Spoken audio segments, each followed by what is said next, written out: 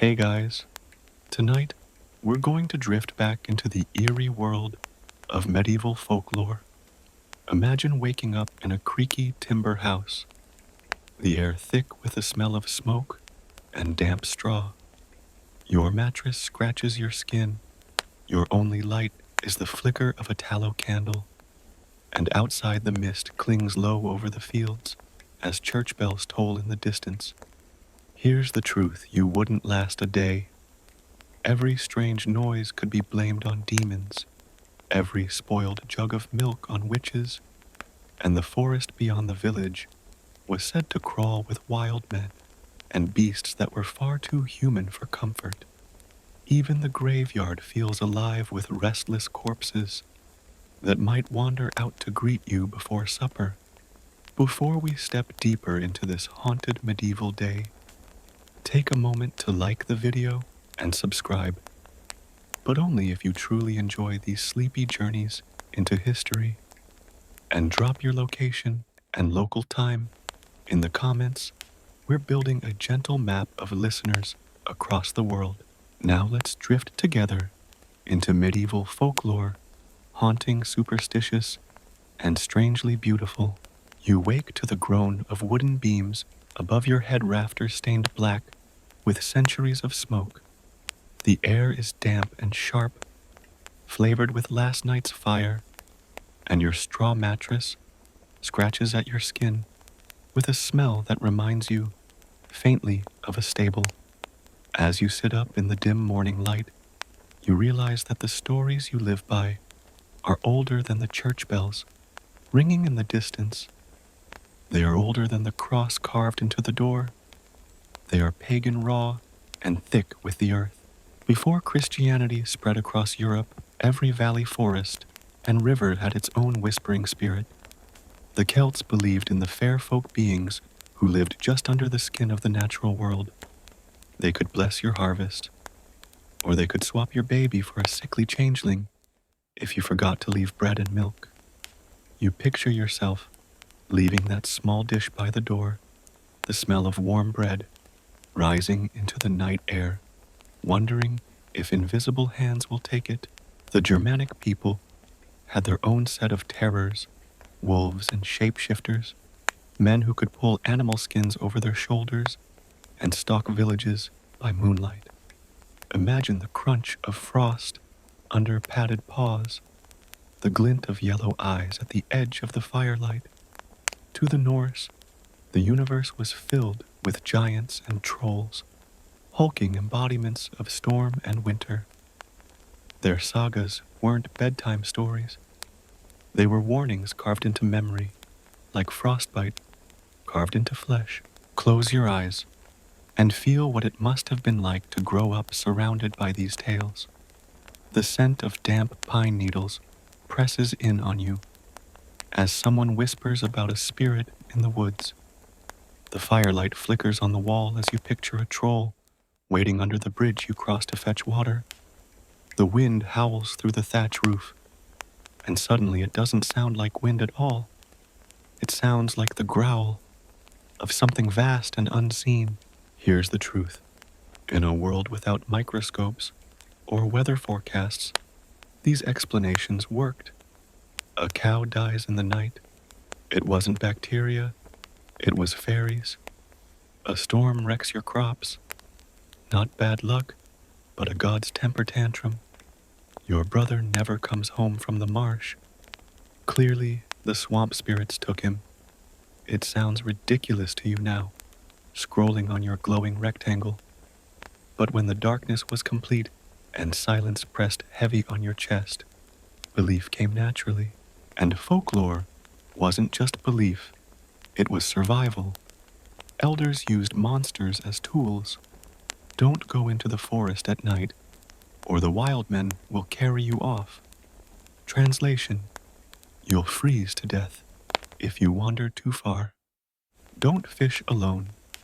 The water spirit will drown you. Translation: the current is dangerous. The stories kept you alive, sharpened into rules by fear. Even now, centuries later, you can feel their weight. Picture yourself as a child. your small hands clutching a wooden bowl of stew, the smell of onions and smoke heavy in your nose, as an elder leans close and hisses, "Never whistle after dark. The spirits hear you. You don't know if it's true, but you never test it." That's the genius of pagan folklore. It wraps danger in a story, and the story lingers long after the warning is forgotten. By the time priests arrived, carrying their books and crosses, pagan folklore had already taken root in every hearth and every heart. Christianity could not simply erase it. It had to wrestle with it, bend it, and sometimes pretend to baptize it. But the roots were always there, as old and stubborn as the stones under your bare feet. You walk from your smoky cottage into the stone church at the heart of the village. The bells echo in the cold air. Incense mixes with the sour stench of manure clinging to your shoes, and inside the candlelight flickers gold across stone walls.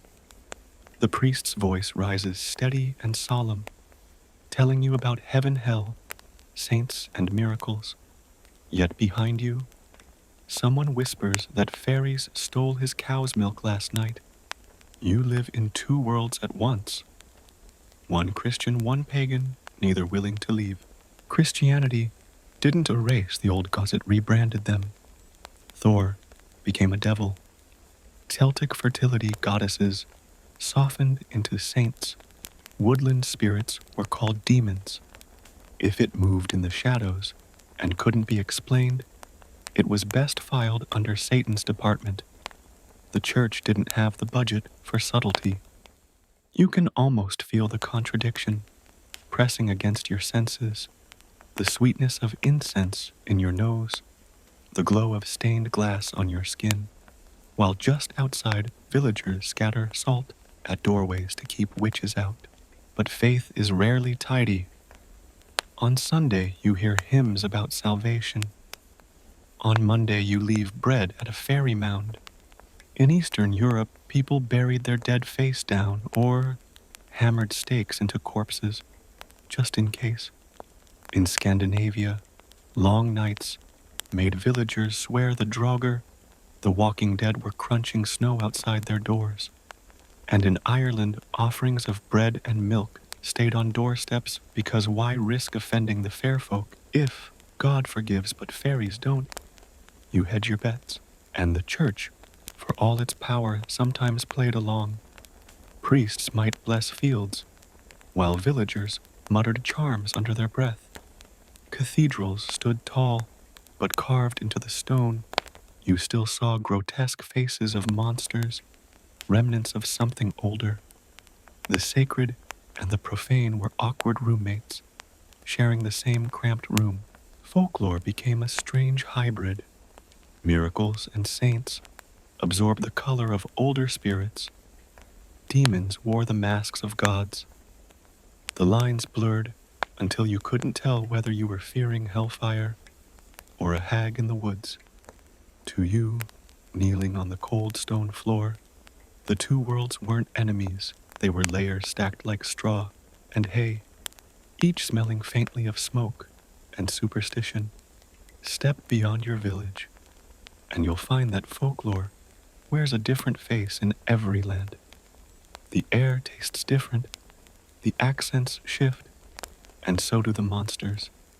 What terrifies your neighbors may mean nothing 2 valleys over, but cross the next border, and a whole new set of nightmares greets you.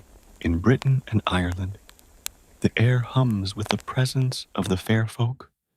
People whisper of changelings, frail, sickly babies, swapped for human infants. Imagine the fear of a mother cradling her child, convinced it doesn't quite look the same as yesterday. The grass smells damp with dew as you circle a fairy ring. And even if you scoff, you don't step inside, because everyone knows a single dance could trap you until dawn, your feet bleeding, your life drained. Travel east into the deep forests of Central and Eastern Europe, where the air is thick with pine and dread. Here, vampires creep into stories, not pale aristocrats, but bloated corpses spreading disease. A sudden death sparks suspicion, so villagers stake the body or bury it face down. Picture the sharp crack of wood through bone, the metallic tang of blood in the air. Villagers crossing themselves while secretly relieved. Better a mutilated corpse than a restless one. Further north in Scandinavia, folklore breathes frost. Winters swallow the sun for months, and people swear they hear footsteps in the snow at midnight, belonging to the Draugr, the restless dead. Imagine lying awake in your timber house, your breath a ghost in the frigid air, convinced something long buried presses its weight against your shutter. And beyond monsters, folklore traveled with people. Pilgrims carried saintly miracles, and foreign demons home like souvenirs. Merchants traded stories alongside spices. Soldiers returned from crusades with tales of jinn and shadowy creatures from distant deserts. In smoky taverns, the stories spread like spilled ale, seeping into every corner of Europe. Folklore was viral long before the internet. You just needed a sailor with a strong voice and a few mugs of beer. This diversity wasn't chaos. It was a mosaic. Each shard reflected fear, need, and hope. In one place, spirits guarded rivers. In another, they haunted fields. Everywhere they filled the blank spaces where explanation ran dry. For you living in this quilt of belief, the world feels alive on every side. Step across a hill, and reality changes. Step across a border, and so do the rules. You sit by the fire, the flames crackling, low, the smell of smoke clinging to your clothes. Outside the night presses heavy, the silence broken only by the sigh of wind through the rafters. The elder beside you clears his throat, and suddenly the room hushes. This isn't just storytelling. It's survival training disguised as entertainment. In the medieval world, folklore was not idle chatter. It was law discipline, and sometimes the difference between life and death. Think of how parents taught children. They didn't lecture about frostbite or wolves. They warned, don't wander into the forest, or the wild men will snatch you. The effect kids stayed close to home, safe from hypothermia and hungry predators. The monster was the lesson wrapped in fur and teeth. You can almost hear the child's sharp intake of breath, the creak of the wooden bench beneath them, the smoky taste of stew in their mouth. As the warning sinks in, folklore policed adults too. The greedy man who cheated neighbors in trade. He rose as a revenant, bloated and foul, stalking the streets after death. The woman who shirked duties or lived on the margins. She risked being branded a witch or stolen by fairies. Morality wasn't abstract. It was dramatized in grotesque sensory detail. Imagine the smell of rot clinging to the revenant, the sting of smoke as villagers lit torches, nodding grimly. See, that's what happens when you step out of line. But folklore was also a balm for the powerless. When plague swept through the village, priests thundered about God's punishment, but neighbors whispered of witches poisoning wells. Both terrifying, but at least with witches, you had a target. Someone to drag to trial, someone to burn, someone to blame. In a world of chaos, folklore gave you the illusion of control, and humans cling to control the way a drowning man clutches driftwood, even if it splinters in his hands. Picture yourself trudging through a ruined field, the stench of rot rising from the soil, your stomach aching with hunger. What explanation comforts you more, that God is angry, or that fairies cursed your crops. Either way, the wheat is gone. But one answer is untouchable, divine. The other is local, personal, maybe even solvable. Curse the fairies, drive out the witch, leave an offering, and you feel like you've done something. It's not truth, it's strategy. And sometimes folklore gave courage. Knights carried dragon-slaying saints in their minds when they marched to war. Sailors muttered charms against sea serpents as waves crashed around them. The very monsters that frightened you also inspired you proof that even chaos had a face that could, with luck and faith, be beaten. When you whisper St. George's name as you shoulder your wooden plow, you're not thinking about theology. You're reminding yourself that battles can be won even against impossible odds. Folklore also served as medieval propaganda. Lords spread stories of divine punishment to keep peasants obedient. The church painted demons in the margins of manuscripts, so you'd know fear sat even on holy pages. Authority wrapped itself in folklore like armor and wielded it to shape behavior. The stories you told around the fire were the same stories whispered in courtrooms, in sermons in the marketplace. You lived inside a web of tales, so tight you could hardly tell where belief ended and power began. So as you lean closer to the fire, the elder's voice low and steady, you feel it sink into your bones. These aren't just bedtime stories. They are warnings, rules, weapons, and shields. The air tastes of smoke. The flames throw sharp shadows, and every creak outside makes you flinch. Folklore keeps you in line, keeps you alive, and keeps you afraid. And that is exactly the point. The morning light falls cold and pale across the church wall. You step inside, the smell of incense and damp stone thick in your nose. Your eyes wander to a mural of St. George, armor, gleaming lance, piercing the scaly body of a dragon writhing beneath his horse's hooves. The priest's voice rises, steady. Good conquers evil, faith defeats chaos.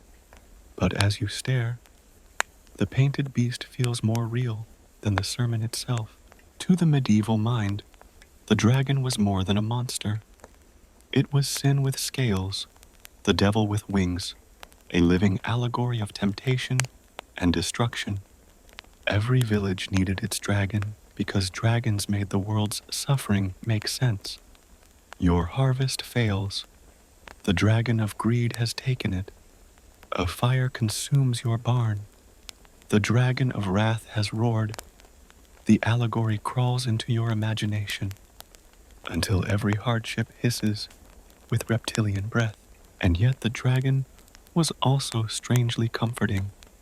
To see St. George slay it was to believe that evil could be defeated. Picture yourself kneeling in the pews, candlelight flickering on your face, the heavy sweetness of wax filling your lungs. The story is sharp. Simple knight plus lance equals victory. Never mind that outside the church, wolves circle the sheepfold and plague boils in the streets. The image reassures you. If faith can kill a dragon, maybe it can hold back despair. But let's be honest, you've never seen a dragon.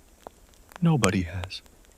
What you have seen are disasters, famine, plague, war that feel too big for human hands. So the dragon becomes a scapegoat, a cosmic filing cabinet for everything that terrifies you. It's the medieval version of blame the system, except the system breathes fire. And because medieval people loved sensory drama, dragons were described in vivid detail. Vast wings that blotted out the sun, scales that glittered like gold breath, that stank of sulfur and death. Imagine standing in a crowded church incense, heavy, and hearing the priest thunder about dragons, your nose already full of smoke, your mind filling in the sulfur, your heart thudding, as if the beast were crouching behind the altar. The irony, dragons were everywhere in art and story, yet nowhere in life. They lived in the margins of manuscripts, in carved capitals of cathedrals, in whispered tales by the fire. They were as real as your fear, and sometimes that's enough. So as you walk out of church, the cold air biting your skin, you look at the horizon differently. The rolling mist over the hills could be smoke. The groan of the wind in the trees could be wings. And even though you know it's just the world being itself, a shiver crawls down your spine. The dragon is there because fear has a way of making everything roar. You follow the old road north, where the air tastes of salt and pine, and the sagas of the Norse echo in every hall. Here, dragons aren't painted onto church walls. They slither through the lines of epic poems. Creatures of greed, doom, and cosmic terror. Take Fafnir, once a man who grew so consumed by lust for gold that he transformed into a dragon. His scales glittered with the very treasure he hoarded, his breath steaming like poison mist. Imagine the smell of metal, sharp and cold, filling a dark cavern where the hoard lies. The skald chants by firelight, his voice low the crack of burning pine logs, punctuating each verse. You lean forward, stew cooling in your bowl, while the tale coils around you like smoke. Dragons, in Norse sagas, weren't just enemies, they were consequences. They embodied greed so intense it warped flesh and soul. And killing them wasn't just about bravery, it was about reclaiming humanity from corruption. When Sigurd slays Fafnir, he doesn't just kill a monster, he overcomes the rot of endless desire. Of course, he also bathes in dragon blood to become invincible, which sounds heroic, until you remember the smell of iron and burned flesh clinging to his skin. Not exactly a spa treatment. The Norse imagined dragons differently than the church. Less tidy allegories, more raw forces of nature. Nidhugger, for example, gnawed at the roots of Yggdrasil, the world tree. Every creak of the forest floor might be its teeth grinding. Picture standing in the snow, the wind howling in your ears and hearing the groan of ice splitting. Is it the weather, or is the cosmic dragon chewing away at the world itself? And unlike the clean victories of Saints' Norse dragon tales, often ended grimly, greed claimed heroes as surely as monsters did. Treasure brought curses, not happy endings. It's as if the sagas looked you dead in the eye and said, yes, you can kill the beast, but good luck surviving yourself. The sensory world of these tales was vivid, the taste of mead on your tongue. As you listened, the warmth of the fire against frozen air, the metallic gleam of imagined hoards in your mind's eye. Every detail pulled you in, wrapping you in dread and wonder.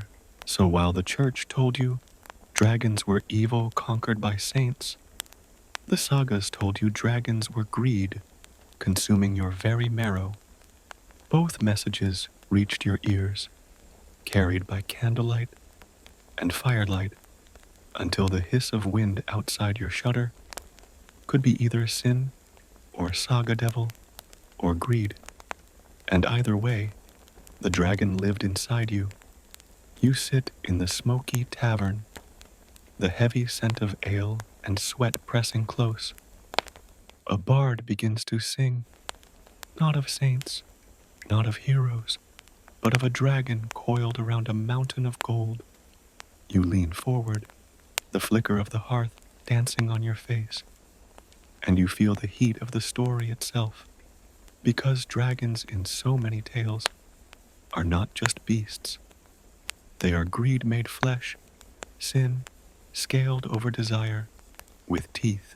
Think of Fafnir again, who became a dragon because of his hunger for treasure. He wasn't cursed by the gods.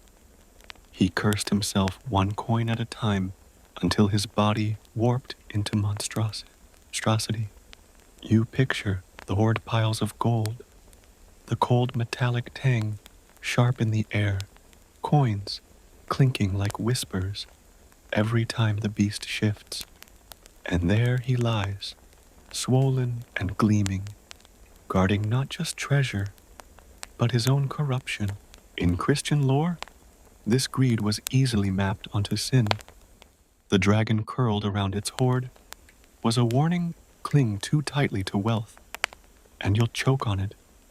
Imagine a merchant in your village, hearing the tale, the smell of fresh bread and rising from his market stall, wondering if his scales tipped too heavily toward profit. Folklore didn't need subtlety. The message hissed straight into your ear. Desire devours, and greed didn't only belong to the wealthy. Even peasants could imagine their envy growing into something scaly and foul. The dragon was democratic. Everyone had a little beast inside waiting to feed. The church knew this well. Priests thundered that hoarding grain while neighbors starved was no better than coiling your tail around gold. And in famine years, the hiss of accusation cut as sharp as hunger itself. But here's the twist. Sometimes the dragon wasn't slain. Sometimes it was left sleeping. A reminder that greed never truly dies. Heroes might pierce its heart, but soon another man grew covetous, another hoard gleamed, another monster stirred. You hear this in the rhythm of the bard's voice, the melancholy tone carrying over the tavern noise. The fire crackles, smoke prickles your nose, and the tale seeps into your bones. The dragon is not out there. It is you. Even the sensory details of dragons reflected sin. The sulfur stink of their breath, like the rot of unchecked desire. The gleam of gold in their lairs, dazzling and poisonous, like honey laced with venom. The weight of their wings, pressing down on the earth as heavy as guilt. When you imagine the dragon, you imagine temptation given form, seductive and revolting at once. So when you shuffle home through muddy streets, the night air biting at your cheeks, you wonder if dragons are greed. How many people in your village already have scales under their skin? Maybe even you, clutching your small purse, your fingers tightening too much around the coins. Folklore never lets you escape. It turns your own desires into monsters that follow you all the way to bed. The next day, you enter the monastery, the air cool and scented with ink and parchment. Monks bend over their desks, quills scratching softly, candlelight pooling on the vellum. And there, in the margins of a manuscript, you see it, a dragon, tiny but fierce, curling around the letters, like a parasite clinging to holy words. Medieval art loved dragons. They appeared in church murals, stained glass windows, stone carvings, and the pages of illuminated manuscripts. You picture them painted in reds and greens, their scales shining under candlelight, their jaws wide as they gnawed at decorated letters. Even on holy pages, fear slithered in the margins. The message was subtle but clear. Evil is never far, even in scripture. Walk through a cathedral, and you'll find dragons sculpted into the stone, their mouths twisted into grotesque snarls. The smell of dust and incense fills your nose as you tilt your head back, tracing their forms high above. Why put monsters in holy places? To remind you always that temptation and danger lurk even at the threshold of salvation. Look up during Mass, and while the priest chants of heaven, stone dragons glare down a silent reminder of hell. And these weren't merely symbolic. Artists lavished detail scales rendered with painstaking strokes, wings folded like bat leather claws, curling sharp as real talons. You can almost feel the parchment under your fingertips, the faint scent of iron gall ink as your eyes follow the dragon's body, twisting through the manuscript. It's as if the monks couldn't resist, giving the devil too much beauty. Dragons also served a practical purpose. In art they filled space. Empty parchment was dangerous open to scribbles or curses, so better to crowd it with monsters. And so the fear of the beast became decoration, turning terror into pattern. Imagine flipping through a book of Psalms and finding a dragon coiled around a capital P, the word of God footnoted by a monster. It's almost comic, yet strangely appropriate. In stained glass dragons glowed like jewels. Sunlight poured through crimson wings, bathing the church in ominous light. You sit in the pew, the warm colors bleeding over your skin, and it feels like standing inside the dragon's belly. Art didn't tame the beast, it made you live inside its shadow. Here's the irony. Many villagers never saw a real manuscript or cathedral carving, but they heard the stories, and the stories were painted on their minds just as vividly. Folklore didn't need universal literacy. It had the power of color, shape, and sound. Dragons lived in the margins, in the cracks of stone, in the candlelit glow of glass. As you leave the monastery, the cold air biting your cheeks, the dragon follows you, not in body, but in image etched into your imagination by art that turned faith into theater. And tonight, when you close your eyes, you'll see not just scales and fire, but ink and stone and glass. The dragon lives in every medium, whispering through every page, every wall, every window. You cannot escape it, because it has already been written into your world. The sea stretches before you, gray and endless. The smell of salt, sharp in your nose. The harbor behind you fades, gulls screaming overhead, and you step onto the deck of a creaking wooden ship. The boards groan like old bones under your feet, tar and pitch sticky against your palms. Beyond the shoreline lies not adventure, but terror, for in the medieval mind, the ocean is not water. It is a mouth, and something in that mouth is waiting. That something is Leviathan. Born from the pages of Scripture, Leviathan was no ordinary fish.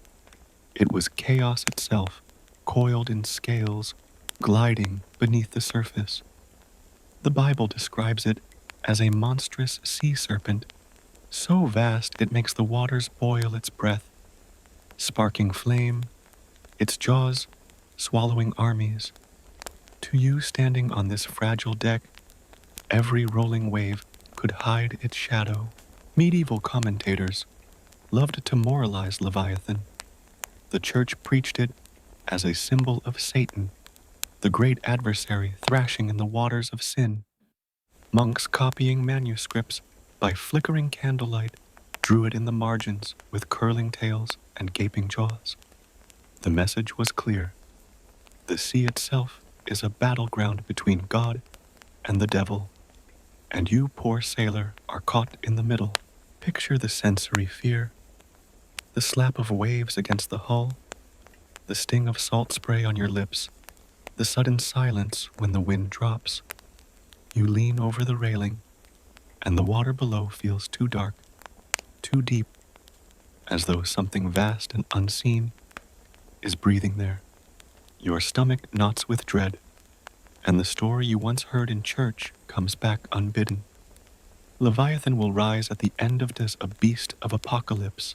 But Leviathan wasn't just biblical poetry. To sailors, it explained what could not be explained. A ship disappears in a storm. Leviathan swallowed it.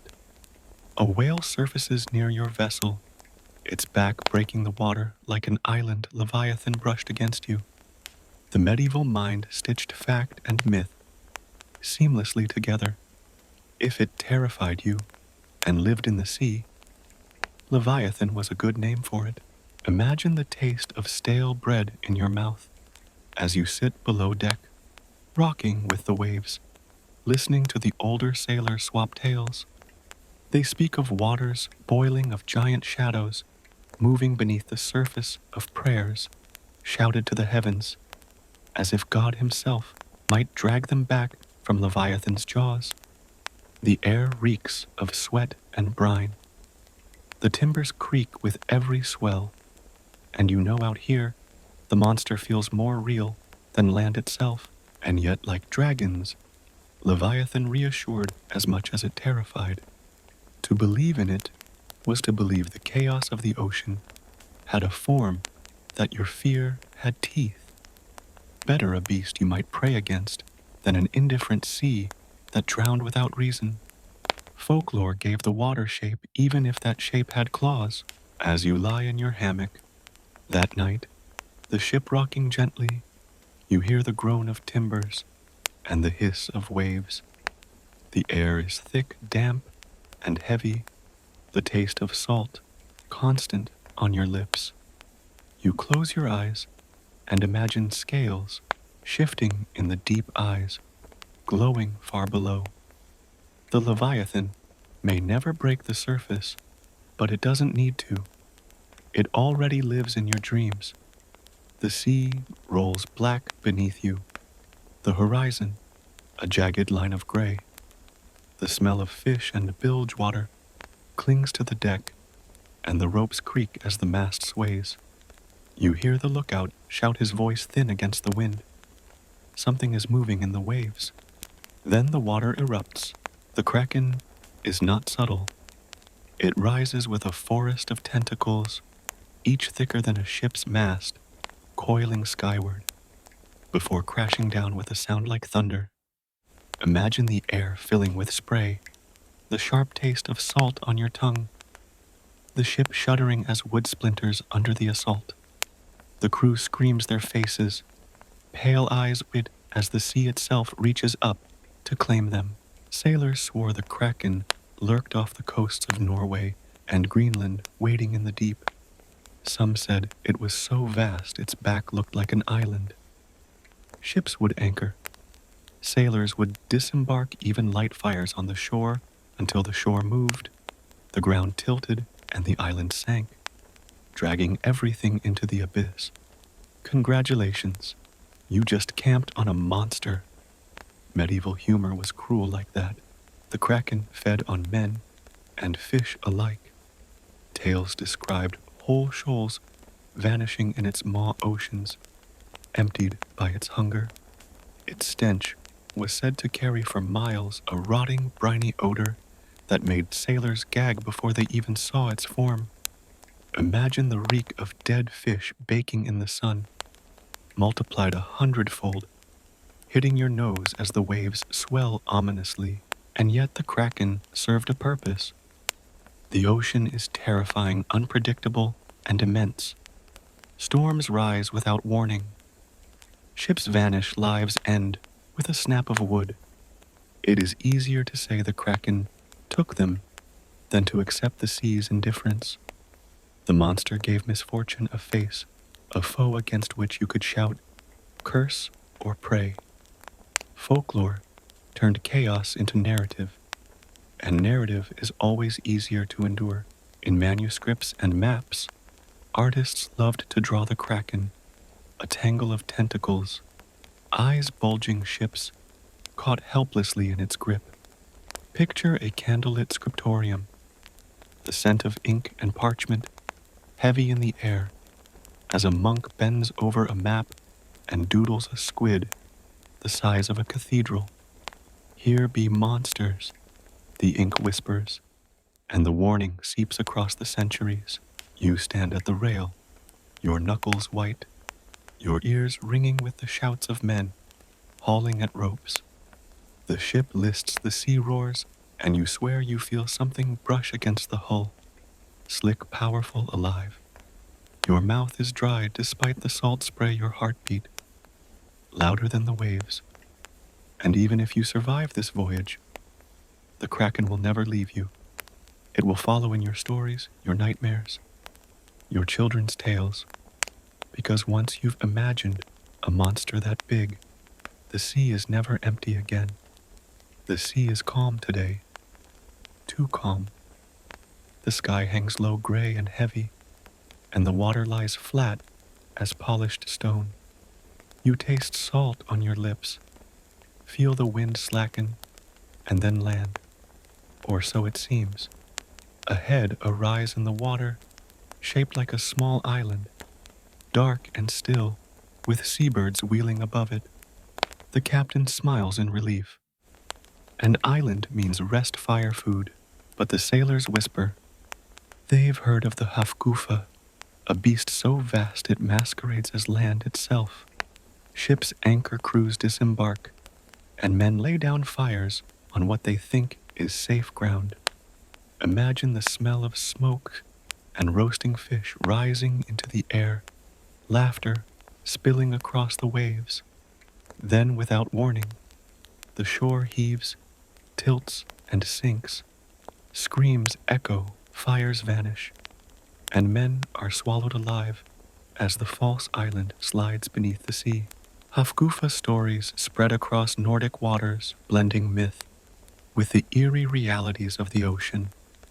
Whales breached like cliffs, their backs rising out of the water so massive they looked like stone. Volcanic islands shifted and sank. To the medieval mind, the conclusion was obvious. The sea itself played tricks, disguising monsters as salvation.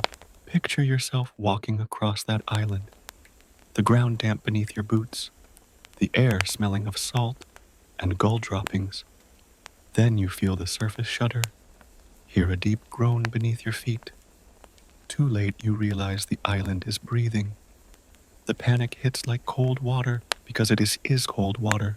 Maps sometimes marked these beasts little drawings of islands, with gaping mouths lurking in the corners of the world. Monks bent over parchment in candlelit scriptoria, dipping quills in an ink that smelled of ahorn, and oak sketched warnings. Don't trust the sea. Don't trust even the land it offers you. The lesson was cruel, but simple. Safety is always a lie, and the Hafgufa wasn't just about geography, it was about trust. The sea seemed to taunt you. You thought you found rest, but rest was a trap. In a life of constant uncertainty, the story felt uncomfortably familiar. Food could spoil crops, could fail neighbors, could betray, and the ground beneath your feet could vanish. Folklore wrapped this unease into a monster, teaching you to expect betrayal even from the earth itself. So you sit by the ship's fire tonight, the smell of tar and smoke in your nose, and when someone mentions an island on the horizon, you hesitate. Because in the medieval world, not even the ground is guaranteed to hold you. You lean over the side of the ship, staring into the black water. It gurgles and slaps against the hull, and for a moment, it feels less like water and more like a mouth. Medieval sailors often described the ocean not as a place, but as an underworld stretched flat across the earth. Sail too far, they said, and you'd fall into hell itself. The sea was a boundary, the line between the ordered world of villages and the chaos beyond. And like all boundaries in folklore, it belonged to demons. Picture storms, rolling suddenly across the horizon. The sky bruised purple, the smell of rain sharp as iron.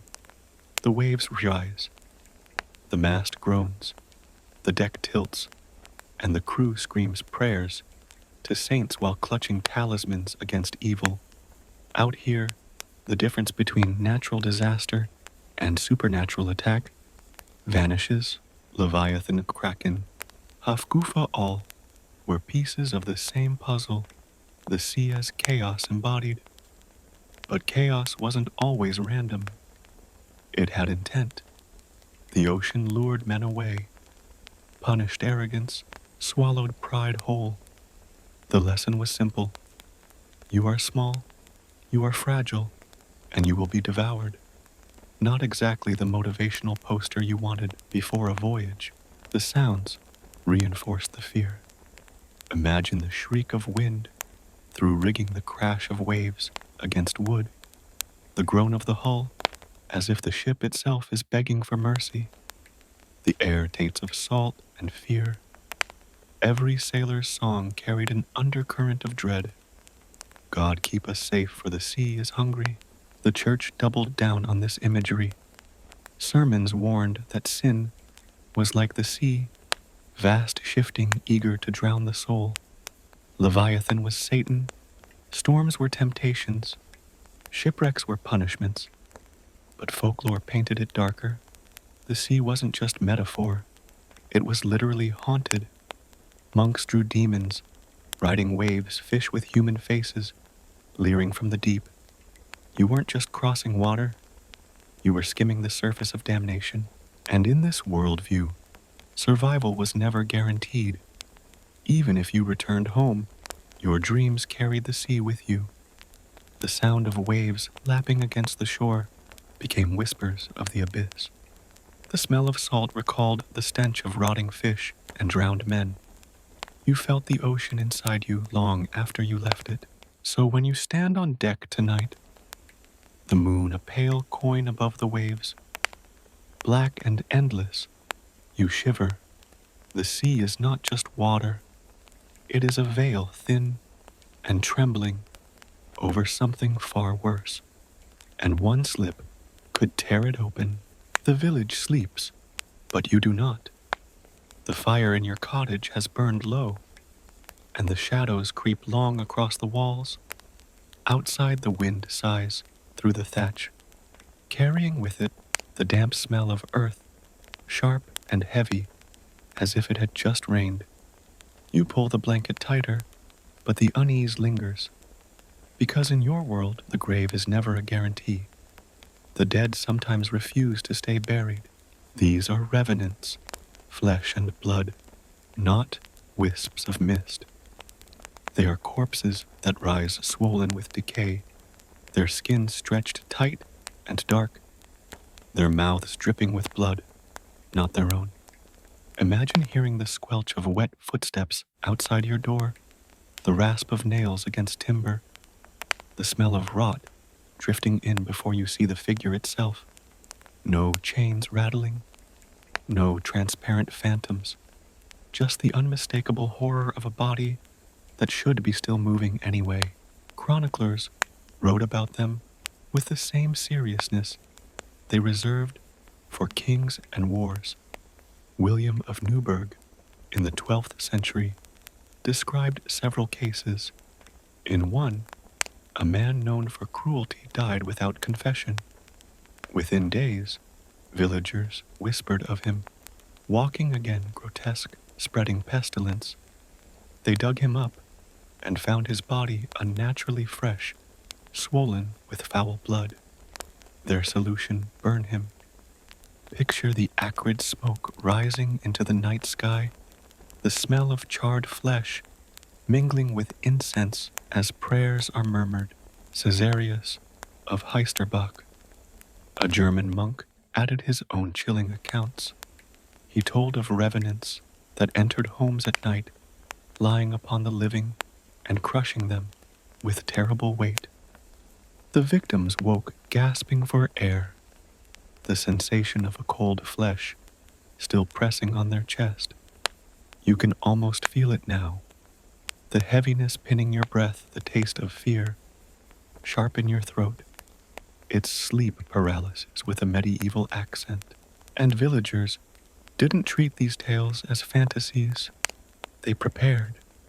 Graves were weighted down with stones, heavy enough to pin a restless body. Corpses were buried face down, so if they clawed awake, they would dig deeper instead of out. Sometimes iron stakes pinned them in place, or garlic was stuffed into their mouths, its acrid bite meant to choke whatever spirit lingered.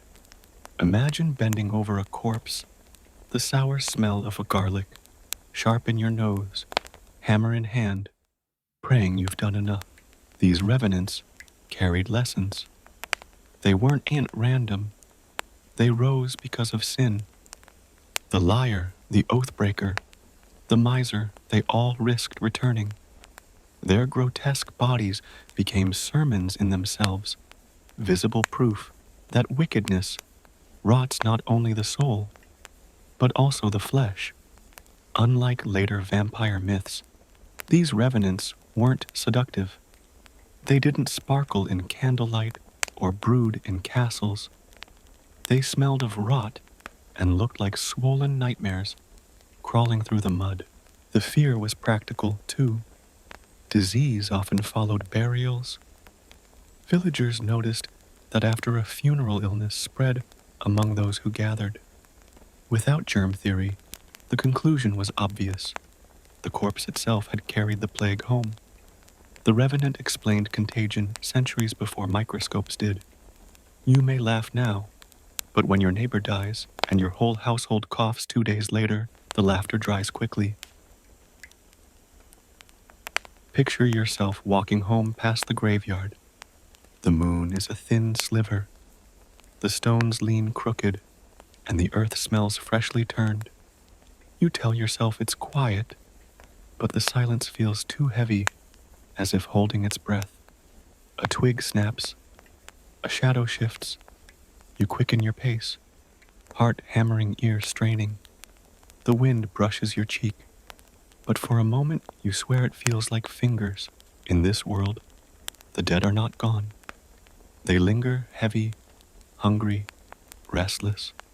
And tonight, as you close your door, bolt it tight, and huddle by the fire, you know that fear itself has weight. It presses on your chest, like a revenant making every breath a borrowed one. The whispers begin quietly, but they spread like smoke. A cow falls sick. A child wakes screaming milk curdles overnight. Soon every villager is muttering the same word, revenant.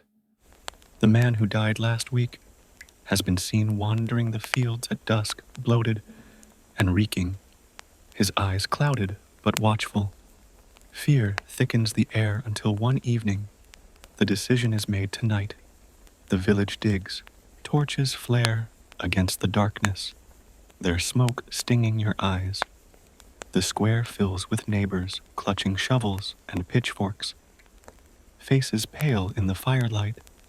The smell of pitch and sweat mixes with the damp chill of night. You join them, heart heavy, as they march to the graveyard. The ground is soft beneath your boots, the earth freshly disturbed. You can almost taste the clay in the air as the shovels bite deep. The coffin is dragged up, its wood swollen with moisture. With a creak, it breaks open, and the corpse inside is wrong. Its skin is flushed, not pale, and its lips glisten dark, as though it has fed. Gasps ripple through the crowd. Someone crosses themselves. Someone spits. You feel bile rise in your throat as the smell of rot floods your nose. This is no resting body. This is a threat. The remedies vary depending on where you stand in Europe. In England, the heart is cut out and burned, the greasy smoke curling upward, carrying the stench of fat and ash. In Germany, the head is severed, buried at a crossroads, so the revenant will never find its way home. In Eastern Europe, the favorite method is a stake. Through the chest, you hear the crack of wood, splintering bone, the metallic tang of blood bursting into the cold air. Each ritual different, but all driven by the same truth. The dead must be pinned down.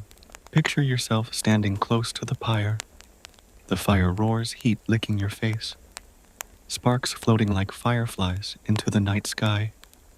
The corpse blackens fat, sizzling the odor thick and nauseating. Villagers mutter prayers, clutch amulets. Some stare with grim satisfaction. For a moment, fear loosens its grip. You've acted. You've fought back. The revenant is ash now, and maybe tomorrow will feel safer. And here's the irony. Sometimes it did work. Illness eased tension, lifted life stumbled back to its rhythm. Not because revenants were real, but because rituals calmed the panic. Fear needed a sacrifice, and the burning body provided it. When the sickness returned, people didn't abandon the logic they dug. Again burned again, convinced they had missed another revenant. It was medieval public health. Terrifying, but strangely systematic. Even the law joined in. In some regions, corpses were put on trial. Imagine the absurdity. A courtroom filled with villagers, a stinking body dragged before the bench, the judge solemnly declaring guilt. Sentence carried out at once, decapitation burning, scattering of ashes.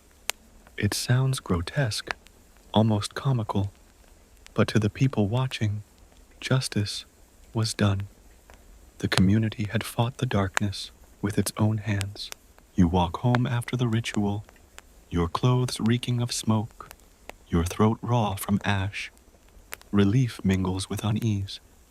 The graveyard is quieter now, but not empty. Too many stones lean crooked. Too many bodies lie unchecked. You bolt your door, but the smell of fire still clings to you. A reminder that fear burns longer than flesh. And as you lie down the straw mattress, scratching at your skin, you wonder, what if the next revenant isn't your neighbor? What if it's you? You sit by the hearth, the flames low, the air heavy with the smell of smoke and damp wool. A neighbor has died suddenly, fever sweating, gone in days. Now others cough, their cheeks pale, their eyes hollow. Whispers rise, the dead man walks again. But what you don't know is that disease itself is the culprit. Folklore covers the gap where medicine cannot reach. Revenant stories often mirrored the spread of plague and infection. When villagers noticed that illness followed funerals, they assumed the corpse had carried it back from the grave.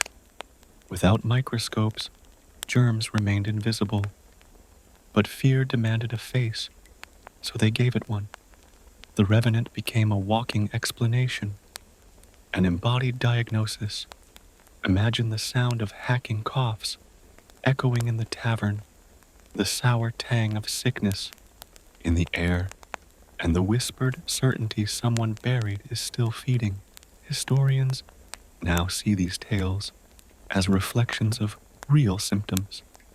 Tuberculosis caused bodies to waste away, leaving blood at the lips, an image that looked suspiciously like midnight feasting. Decomposition made corpses bloat and ooze, convincing villagers the body had grown fat on the living. Even rigor mortis, stiff limbs, jerking when moved, looked like signs of restless struggle. Folklore was medieval pathology, messy but convincing. Picture a villager leaning over the grave, shovel in hand, gagging at the sweet, cloying smell of decomposition. He sees the corpse's bloated lips, stained chest wet. To him, this isn't natural, it's evidence. He doesn't know about gases, bacteria, or chemical change. He knows only what he sees, smells, and fears. And so the story of revenants grows layer by layer out of the raw material of death itself. The church tried to explain disease, with sin, claiming plagues were divine punishment. Folklore added detail. The sinner came back to spread God's wrath directly. Both explanations blamed human fault, but folklore added texture, bloated flesh, smoldering pyres, cries in the night. Which would you remember more vividly? a sermon, or the hiss of fat dripping into fire. Here's the uncomfortable truth. Folklore worked because it soothed. It told people that sickness wasn't random, that it could be fought with ritual. Burn the corpse hammer, the stake scatter the ashes. Those were treatments in their way. They didn't cure disease, but they calmed panic. And in a world without medicine, calming panic mattered almost as much as survival. So when you lie awake, coughing in the dark, the air sharp with smoke from the latest burning, you feel oddly reassured. Maybe tomorrow the fever will ease. Maybe the revenant is gone.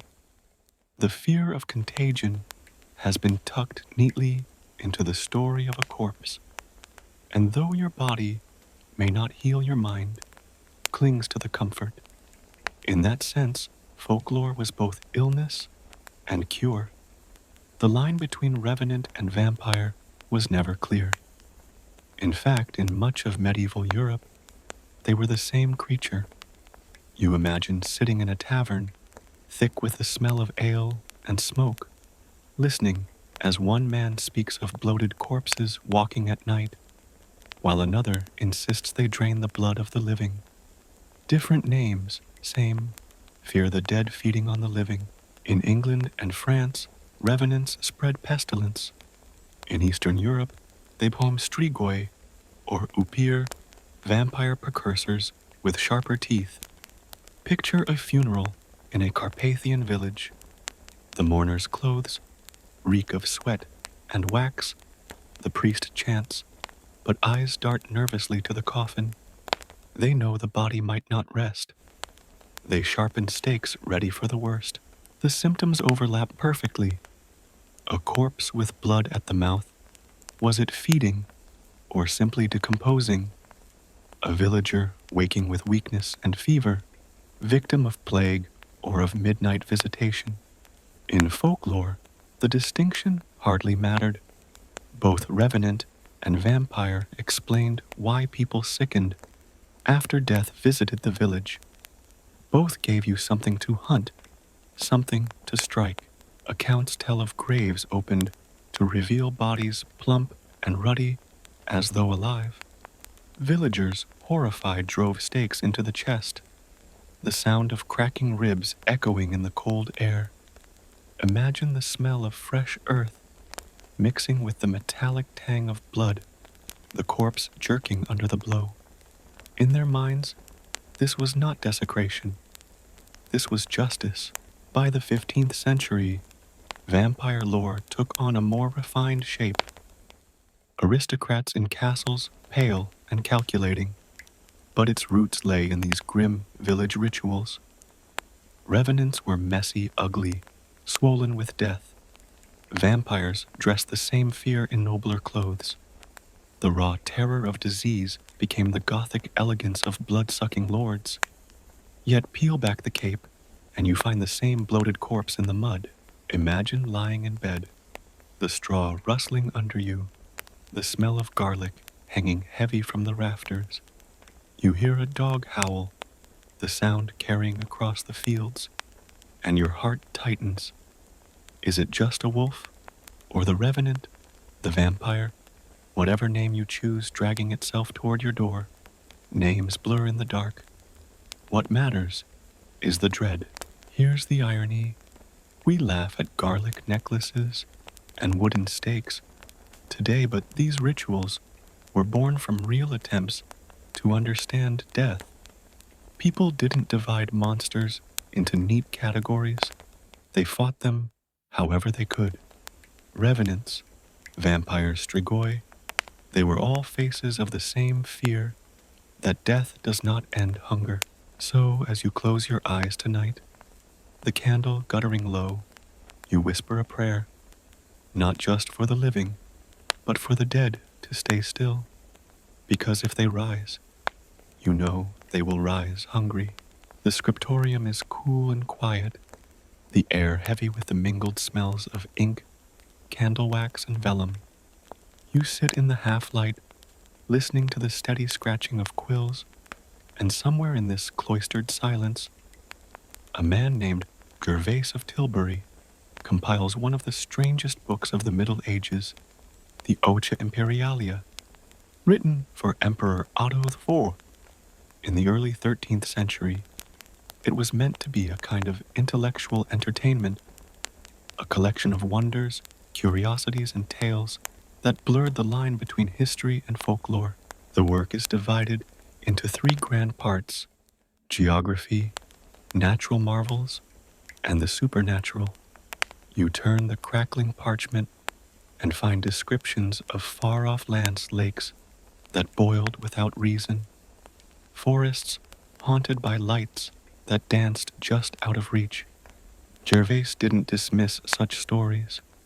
He catalogued them, polished them into Latin prose as carefully as monks painted gold into a manuscript. Imagine your fingers running over the page, the faint ridges of ink beneath your touch, as words bring to life demons lurking in rivers and spectral hunters galloping across the sky.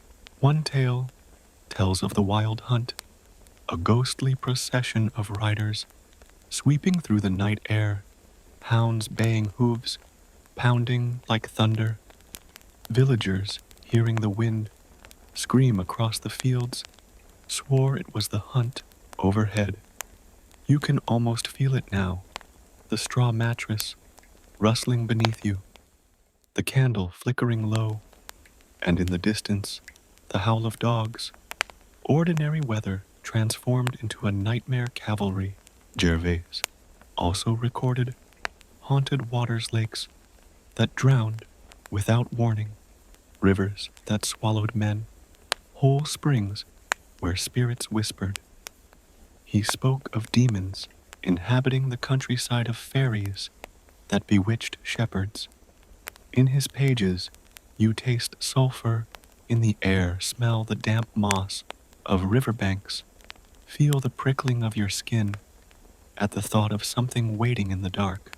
What makes him fascinating is his balance. He wasn't mocking the stories, nor wholly believing them. Instead, he treated them like natural history, as real as mountains and kings. And by writing them down, he gave them permanence. The fears of peasants by smoky firesides became lines of ink under imperial patronage. Folklore leapt from oral whisper to royal reading room. Picture the emperor himself, Otto IV, reclining with the book, the scent of leather binding sharp in his nose, the flicker of torchlight on gilded edges as he reads of revenants rising in English graveyards or spirits haunting German forests. For a moment, even the mightiest ruler of Christendom shares the same shiver as a peasant alone in the dark. Here's the irony. Gervase thought he was entertaining his patron with curiosities. Instead, he immortalized fear. He turned superstition into literature, binding it between covers, safe from the erosion of time. And tonight, as you hear the faint scratch of quills echoing down the centuries, you realize his ink never dried. The monsters he recorded still breathe in our imagination. Now, leave the quiet scriptorium and step into a royal hall, loud with laughter, the air thick with the smell of roasted meat wine, and rushes trampled underfoot. Here, you find Walter Map, a cleric and courtier of the 12th century, whose tongue was as sharp as any knight's blade. While Gervase catalogued marvels with scholarly patience, Map wielded folklore like a weapon, mocking, teasing warning, and entertaining all at once. His book, De Nugis Curialium, Courtier's Trifles, was a curious mixture of satirous gossip, legend, and supernatural tale. He wrote of King Arthur, of revenants rising from graves of demons disguised as holy men. Imagine sitting at a long oak table, the fire blazing, the smell of spiced wine thick in your throat, as Map leans forward with a grin. Did you hear of the abbot who gorged himself so greedily that demons came to claim him at supper? The hall erupts in laughter, but behind the laughter lies a tremor of fear. Map's genius was that he never denied belief. He knew his audience feared witches, demons, and spirits. He simply wrapped those fears in comedy, letting people laugh at what haunted them. Humor became armor. By mocking the supernatural, you admitted it was real enough to worry you. Picture the ripple of chuckles, the clink of goblets, but also the glances over shoulders when the torches gutter. He relished exposing hypocrisy. Greedy bishops, lecherous priests, cowardly knights, all became fodder in his tales, punished by spirits or tricked by fairies.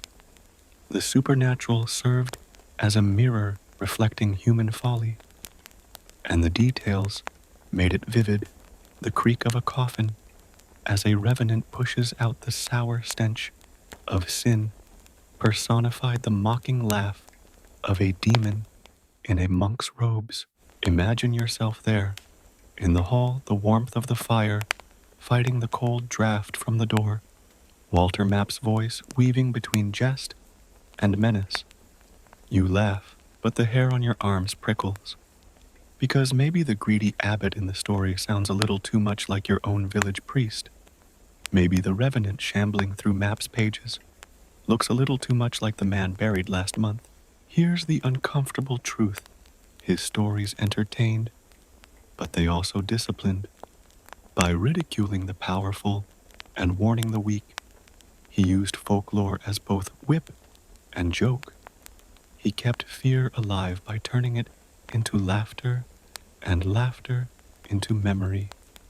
And centuries later, as you sit in the dark, you can almost hear him whisper, "Every jest has teeth. Every smile hides a shadow. The evening is cold, the hearth fire low, and the room thick with the smell of smoke and unwashed wool. Children press close together, eyes wide, while elders begin to tell their stories. Folklore in the medieval world was never just entertainment. It was how society taught, warned, and remembered. But to you sitting there on the creaking bench, it feels like theater, every detail sharper, every sound louder, every image brighter. A tale of a greedy merchant might start with laughter. His purse jingles louder than his prayers. His stall smells of spoiled fish. His scales tilt in his favor. The children giggle. The adults nod knowingly. But the ending is dark. He rises after death, swollen and foul, haunting the market he once cheated. The laughter fades into silence. The lesson is clear, carried on the smoky air. Cheat your neighbor, and you'll be cursed even in the grave. Folklore became a communal mirror. Each story reflected social fears, famine, disease, greed, lust. Instead of lectures, you got images that stuck. A knight who broke oaths might be lured into a fairy hill, never to return. A woman who spoke too boldly might be accused of witchcraft. These weren't random tales. They disciplined behavior with claws and curses. You can almost hear the crackle of the fire, smell the tang of ale, as the storyteller's voice tightens, turning humor into warning. But folklore also entertained.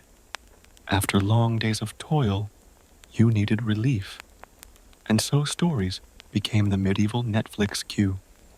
Endless episodes, told by memory, traded in taverns, stitched into sermons performed in marketplaces. Picture yourself standing among the crowd in the market square, the smell of roasting meat and horse dung heavy in the air.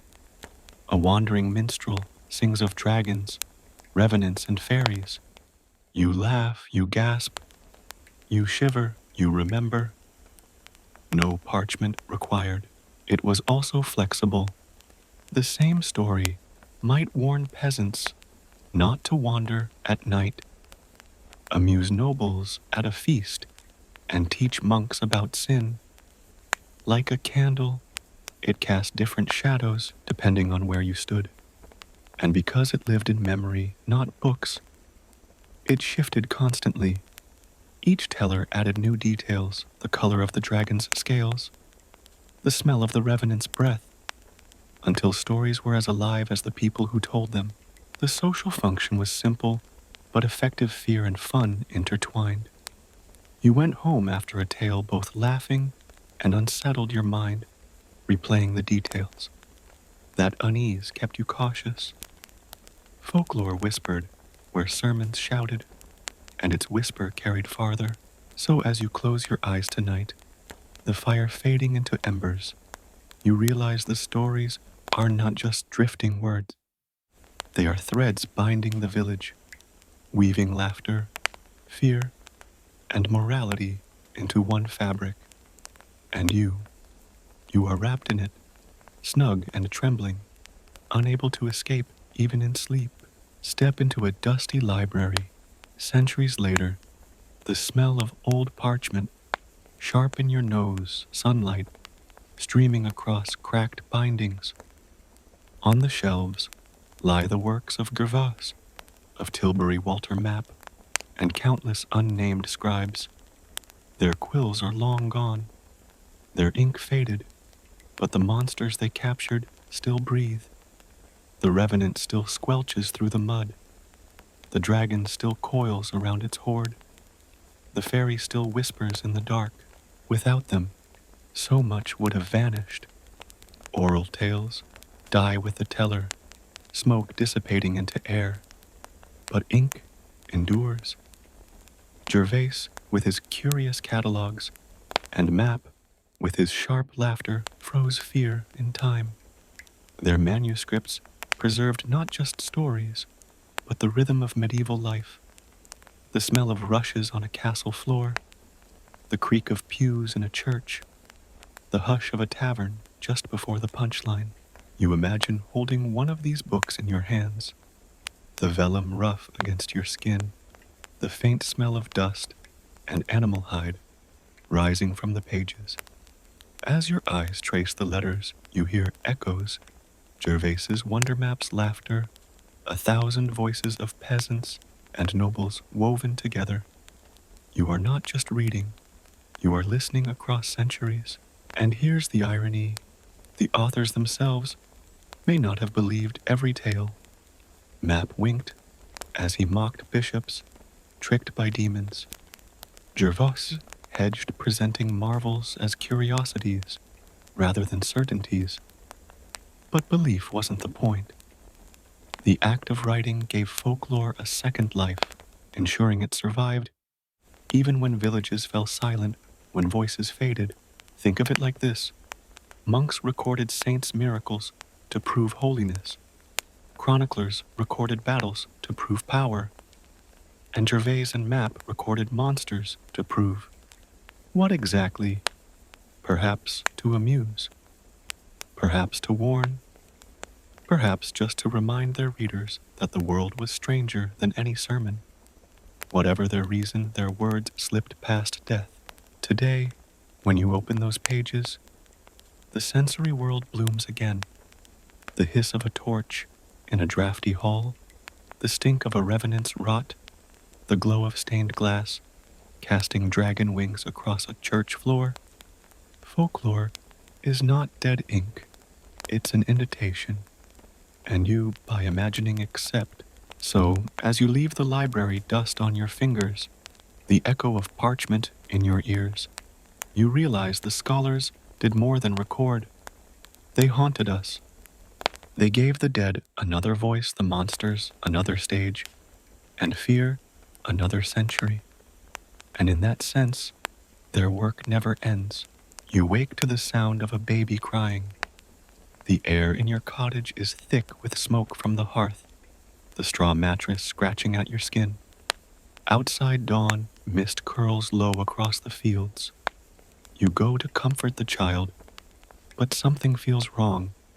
Its skin looks waxy, its eyes too large, its cry thin and strange. The thought pierces your mind like a needle. This is not your child. The fairies have stolen the real one. This is the changeling tale, one of the most enduring fairy stories in medieval Europe. Fairies, people believed, slipped into cottages at night and replaced healthy children with sickly doubles. The changeling would waste away, leaving parents grief-stricken, and unless you acted quickly, the real child would never return. Imagine the terror in a mother's eyes, the smell of sour milk heavy in the air, as she whispers prayers and old charms, trying to undo what can't be undone. To prevent abductions, people left offerings, bread milk, shiny coins at fairy mounds.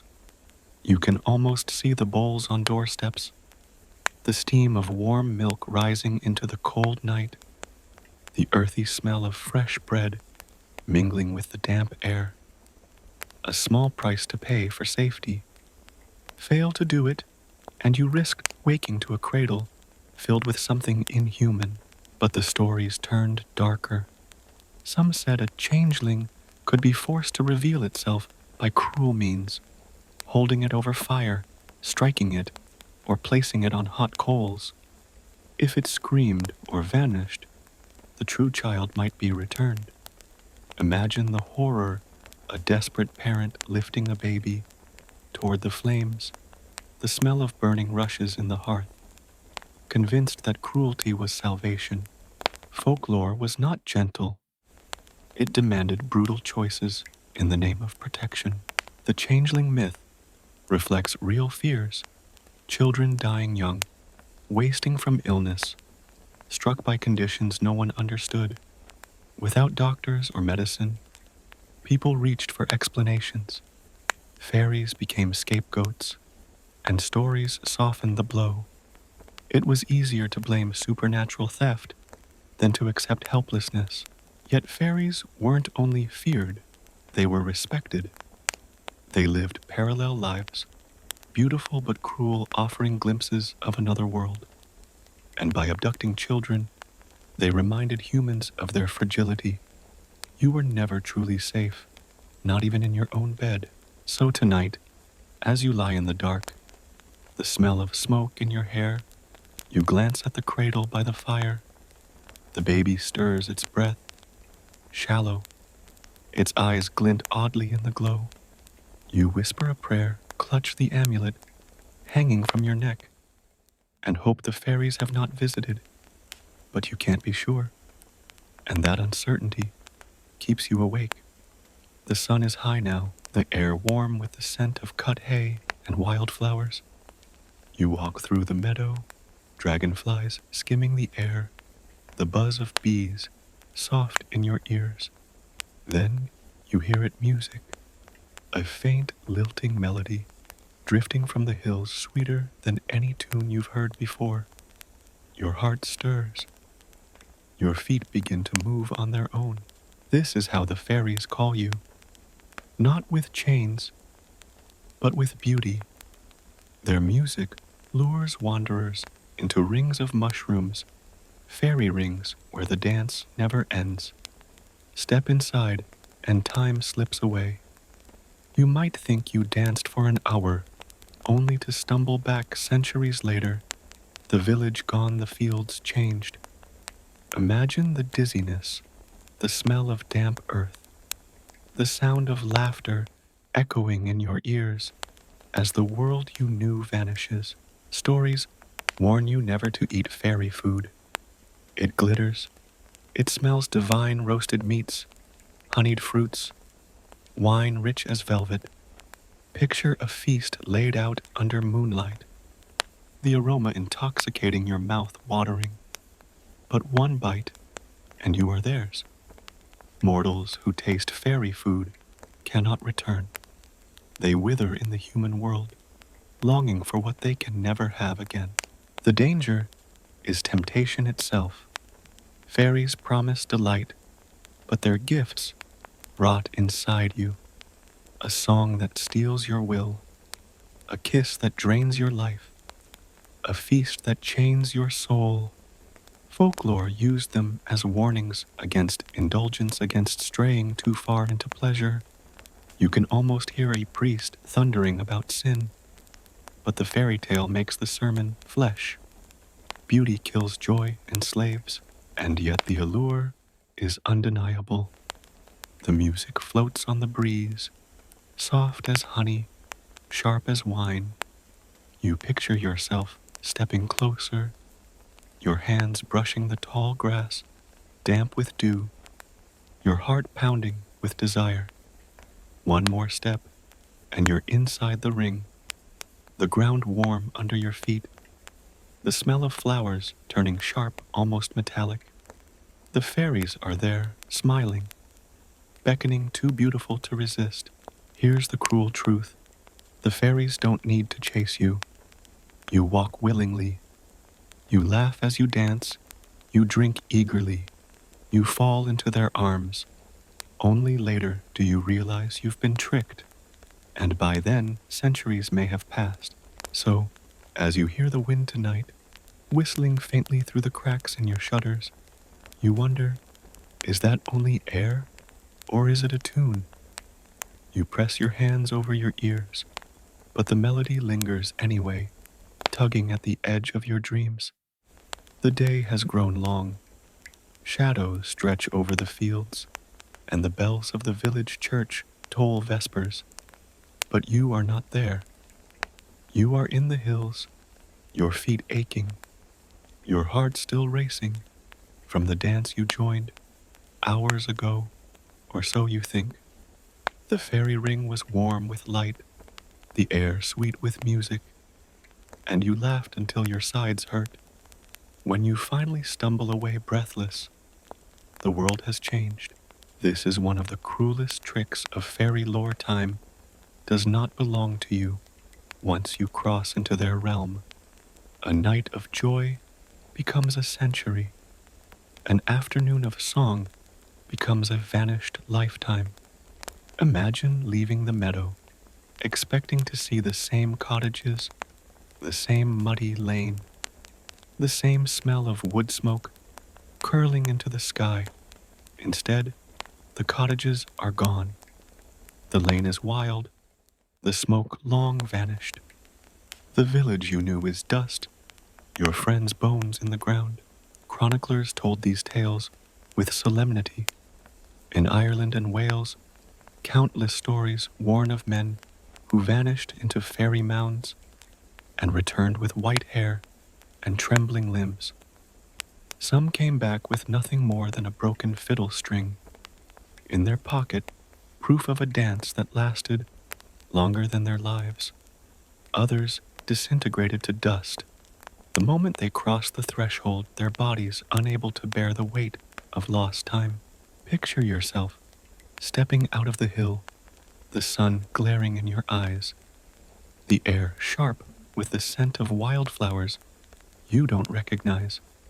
The people staring at you wear strange clothes, their accents unfamiliar. You call out, but your name means nothing to them. The ground tilts beneath you as dread spreads through your chest. The fairy song still hums faintly in your ears, mocking you. Why did these stories resonate? Because they mirrored real anxieties. In a world without clocks, time itself was mysterious. Days blurred into seasons, seasons into years. A neighbor might vanish on pilgrimage, or war returning decades later, or never. Folklore gave this uncertainty shape. Perhaps he hadn't deserted or died, but danced too long with fairies. The lesson was sharp. Pleasure steals life. Step into a ring of joy, and you may never return. Priests seized on this, preaching that fairy time was the devil's time, a temptation designed to rip you from salvation. But folklore made it tangible. The laughter, the music, the smell of sweet wine on your lips, all revealed as traps when you saw how much you had lost.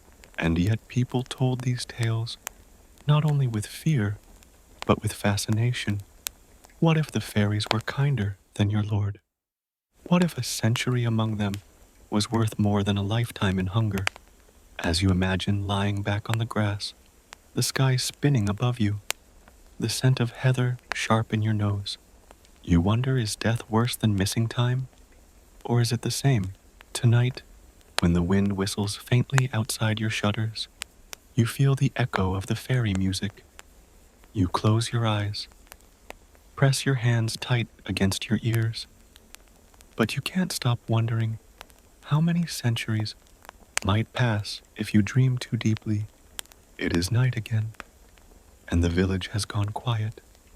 The hearth smolders low, filling the cottage with the acrid scent of smoke and charred wood. Outside, the fields gleam with dew silver under the moonlight. You step out, the air cool against your skin, and there she stands, a woman too beautiful to be real. Her hair glimmers like spun gold. Her eyes gleam green as polished glass, and her smile makes your chest ache. You know she is no mortal. She is a fairy, and she has come for you. Medieval tales loved this motif. Men lured to death or ruin by fairy lovers. They promised delight, but left destruction. Some knights vanished, abandoning duty, never seen again. Others returned, hollow their bodies, wasted, their eyes haunted. Imagine a Ekin staggering into the village at dawn, his clothes in tatters, the smell of wildflowers clinging to him. His lips murmur of kisses, sweeter than honey, but his skin is cold, and by dusk, he is dead. The warnings were clear. Beauty kills. Fairies embodied temptation, sex, joy, freedom, all things dangerous to a tightly ordered society. Priests thundered about lust and sin, but fairy tales made it visceral. A woman so perfect, she glowed in moonlight, a touch so soft, it left burns, a kiss that drained the soul. Picture the sensation, lips pressed to yours, the taste of honey and blood, the faint smell of earth as you fall limp into her arms. Folklore preserved endless variations. In Ireland, the Lenan Shide offered poets inspiration in exchange for their lives. In Scotland, the Bean Ni, a washerwoman fairy, appeared, scrubbing bloodied clothes, a sure omen of death. In England, the Fae appeared at crossroads, beckoning travelers into woods from which they never returned. The pattern was the same, beauty as bait, ruin as price, and villagers didn't just fear, they protected. Garlic hung from rafters, iron nails placed in thresholds, charms muttered under breath. You can almost smell the acrid garlic as it roasts above the fire, the metallic tang of iron horseshoes nailed to doors. Folk knew the rules. Fairies hated iron, hated salt, hated truth. But rules only mattered if you remembered them. One slip, one kiss, and you were lost. These stories mirrored real tragedies. People did vanish into woods, into rivers, into strangers' arms. Sudden deaths demanded explanations, and fairies provided them. The heartbreak of a wasted lover or a drowned youth became myth. No accident, but a fairy's doing. The tales softened grief, even as they sharpened fear. Imagine yourself standing in the moonlit field, the smell of damp grass heavy around you. She steps closer, her skin glowing pale, her eyes catching the light. Your chest tightens, your breath quickens. You know she isn't safe. You know she isn't human, but you also know you cannot step away. That's the cruel brilliance of fairy lore. It makes desire fatal and fatality irresistible. So when you lie awake tonight, the candle flickering low, you think of her face. Too perfect, too sharp, too close. You close your eyes, But behind your eyelids, she waits. And if you hear your name whispered in the wind, you will not be sure whether it is memory dream or a fairy calling you to your last dance. The moon rises over the village, pale and swollen, washing the fields in silver. The night air is sharp with the smell of damp earth and wood smoke. Dogs begin to bark restless, their cries echoing through the dark. You pull your cloak tighter and hurry home because, on nights like this, stories of werewolves come alive. In medieval Europe, the werewolf was more than a Halloween costume. It was a neighbor, a friend, maybe even you. People believed that under the light of the moon, men could transform into wolves, their skin itching their bones, creaking their bodies, twisting into something both human and beast. Imagine the sound, snapping joints, fur bristling claws, scraping against dirt. The air reeks of sweat and blood. By dawn, a trail of mauled animals, or worse humans, lies in the fields. Chroniclers recorded real cases. In France, trials were held for supposed werewolves, men accused of slaughtering children in wolf form. One of the most infamous was Peter Stump, executed in 1589, who confessed under torture to donning a magic belt that let him become a wolf. He admitted, between screams, to eating livestock women, and even his own child. Imagine the crowd's horrified gasps, the crackle of the pyre, the acrid smoke biting your throat as the werewolf burns. Was he truly a monster, or just a man broken by torture? The line blurs. For villagers, the belief was practical. Wolves were real dangerous and hungry. A mutilated body in the woods, a wolf could be blamed, but a wolf acting with too much cruelty, targeting children, striking again and again, that was no ordinary beast. That was a man wearing fur on the inside. Folklore explained the unexplainable, giving savagery a human face.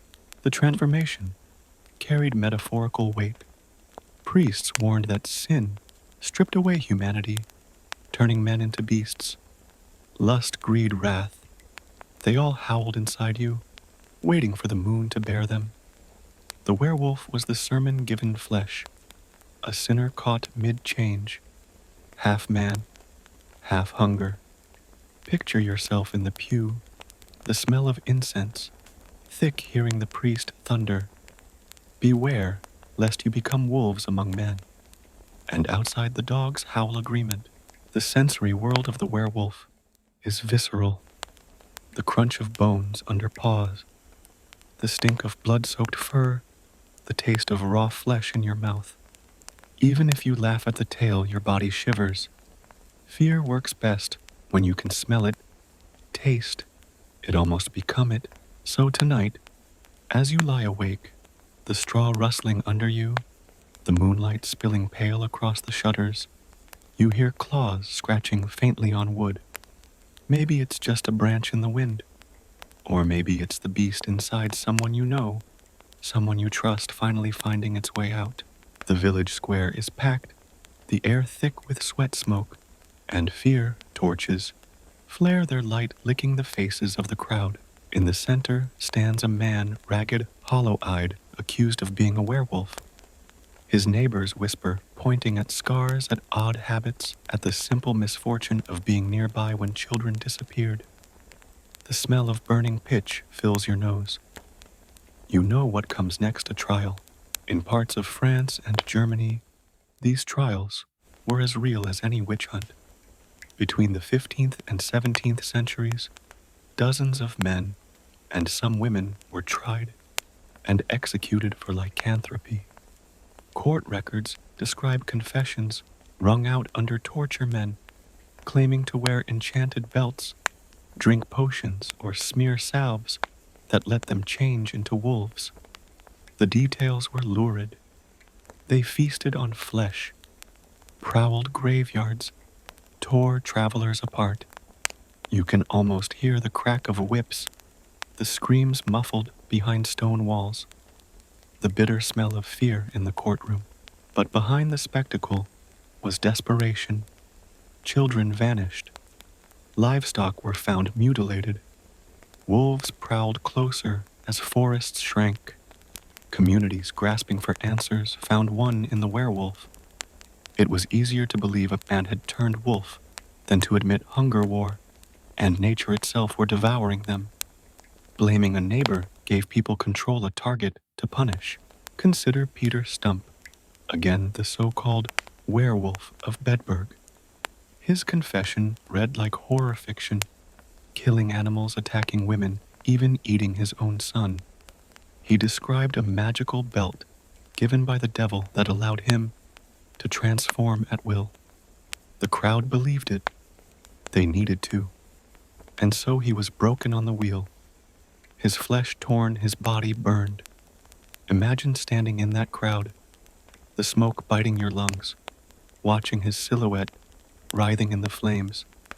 You'd feel both fear and relief. The monster is gone. But what if another lurks nearby? Historians today see echoes of mental illness, serial crime, and hysteria. But the villagers saw fur and blood, and the sensory details stuck paw prints in mud shadow, darting between trees, a howl too close to home. Each sign was a verdict. Trials blurred lines between justice and theater. They reassured the crowd, punished the unlucky, and kept fear alive. Even if no werewolf truly walked among them, the belief shaped actions, and actions shaped lives and deaths. So when you walk home after the trial, the square still reeking of ash, you feel safer. Yet as the moon rises pale above the trees, and the dogs begin to bark again, unease creeps back into your chest.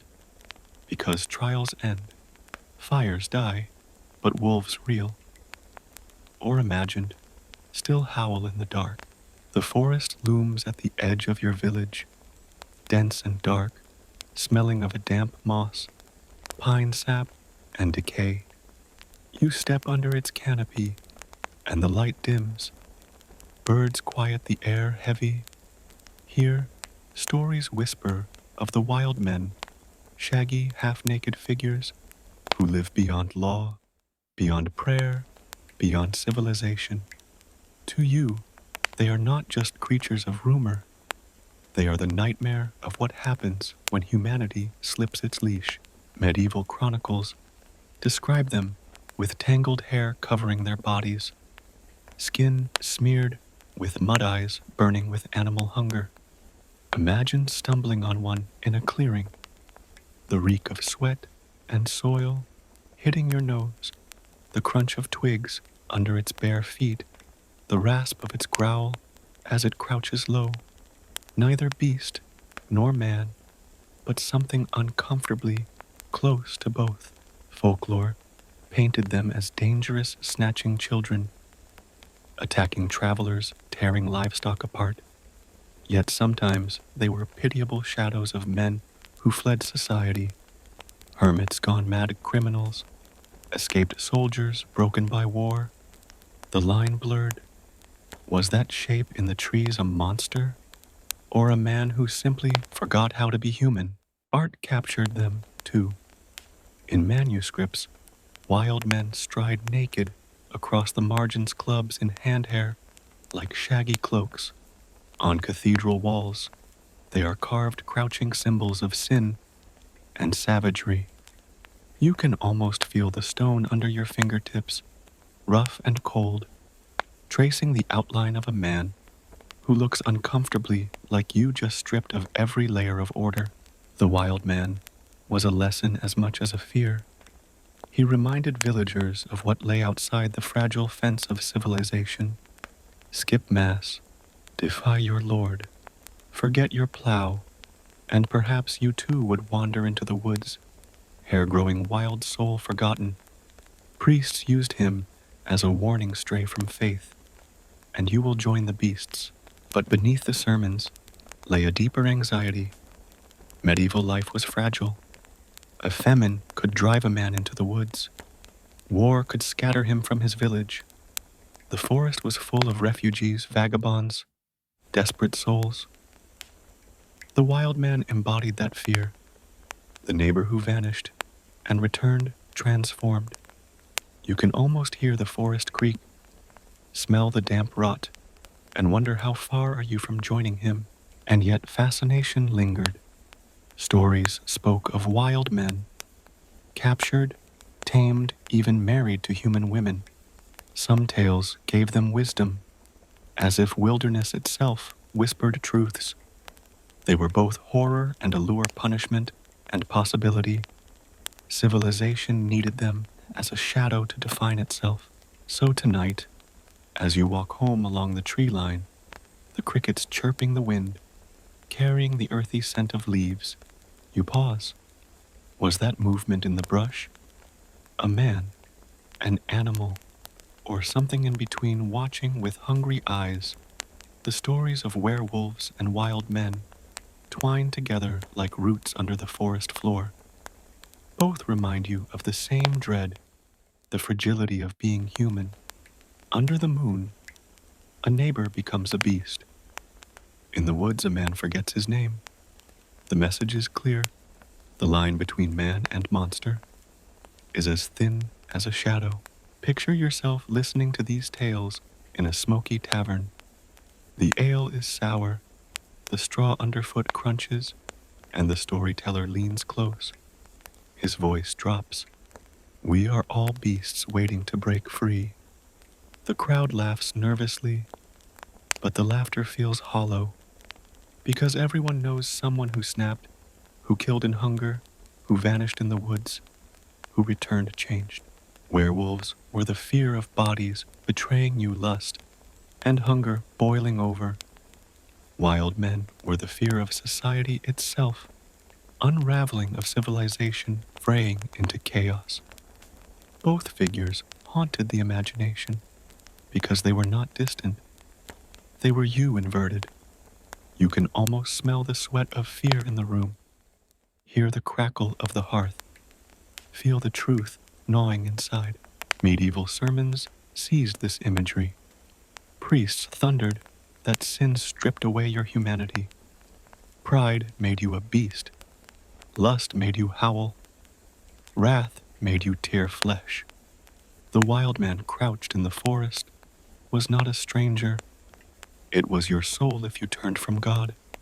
Every creak of the pew, every hiss of incense, smoke seemed to carry the same warning. You are closer to the wolf than you think. Art fused the images too. In manuscripts, werewolves and wild men sometimes shared the same margins, their shaggy forms twined around holy text. In pageants, actors wore furs, growled and lunged, thrilling and terrifying the crowd. Imagine the sight of a villager in a crude wolf mask, torchlight flickering across his face, children gasping, adults crossing themselves. Folklore became performance morality dressed in fur. And here's the unsettling truth. People wanted the stories. They told them eagerly, embroidered them with detail, savored the fear. Because horror is safe when shared. It lets you peek at the abyss together, then laugh nervously when the tale ends. But deep down, the unease lingers. When you walk home under the moon, when you hear a howl at the tree line, you wonder if the stories will remain stories. So tonight, as you lie awake, the straw prickling your skin, the dogs barking in the distance, you whisper a prayer, not just against wolves in the forest, but against the wolf inside you. Because the wildest monsters are the ones that wait beneath your own ribs, ready to rise when the night is darkest. The day ends, the village air heavy with wood smoke, and dung the sun fading behind crooked rooftops. You sit by the hearth, the straw mattress scratching your legs, and listen to the muttering around you. Someone's cow has stopped giving milk. A child has grown thin, coughing through the night. Bread rose flat in the oven. Each misfortune is small, but in your world, small misfortunes demand answers. And too often, the answer is a witch. Witches in the medieval imagination were not distant figures in black hats. They were your neighbors, the widow who lives alone at the edge of the village, the midwife whose hands smell of herbs, the poor woman with too many cats. You can almost see her now in the market, a bundle of firewood on her back, the sharp tang of sage and rosemary clinging to her clothes, her eyes catching yours for one unsettling second. That glance is enough to sour milk in your pail, or so the gossip goes. Everyday failures were pinned on sorcery. If storms battered crops, someone must have whispered to the wind. If a man's body failed him, clearly his jealous neighbor cursed him. If plague swept through, it was the old woman muttering charms by the fire. Folklore supplied the scripts. The smell of sulfur in the morning, the sound of an owl at midnight, the creak of a door just before dawn, each became evidence, and soon whispers became trials. Between the 15th and 17th centuries, Europe burned with witch hunts. Historians estimate that 40,000 to 60,000 people were executed, most of them women. Germany alone saw tens of thousands, accused whole villages nearly emptied. Switzerland too burned fiercely, its courts condemning hundreds. Scotland became infamous, executing around 2,505 times, more per capita than the rest of Europe. Each number is a life, a scream, a column of smoke rising against the sky. Take Trier, Germany, in the 1580s. Crops failed, plague struck, and fear spread. Authorities launched one of the largest witch trials in history. Hundreds were accused, including nobles and clerics. Entire families perished in flames. Imagine standing in the square, the stench of burning pitch heavy in your nose, the heat biting your face as neighbor after neighbor turned to ash. The city thought itself cleansed, but it was only emptied. Or Pendle, England, in 1612, 12 villagers, poor, desperate, caught in webs of accusation were tried. 10 were hanged, their bodies swaying in the damp Lancashire air.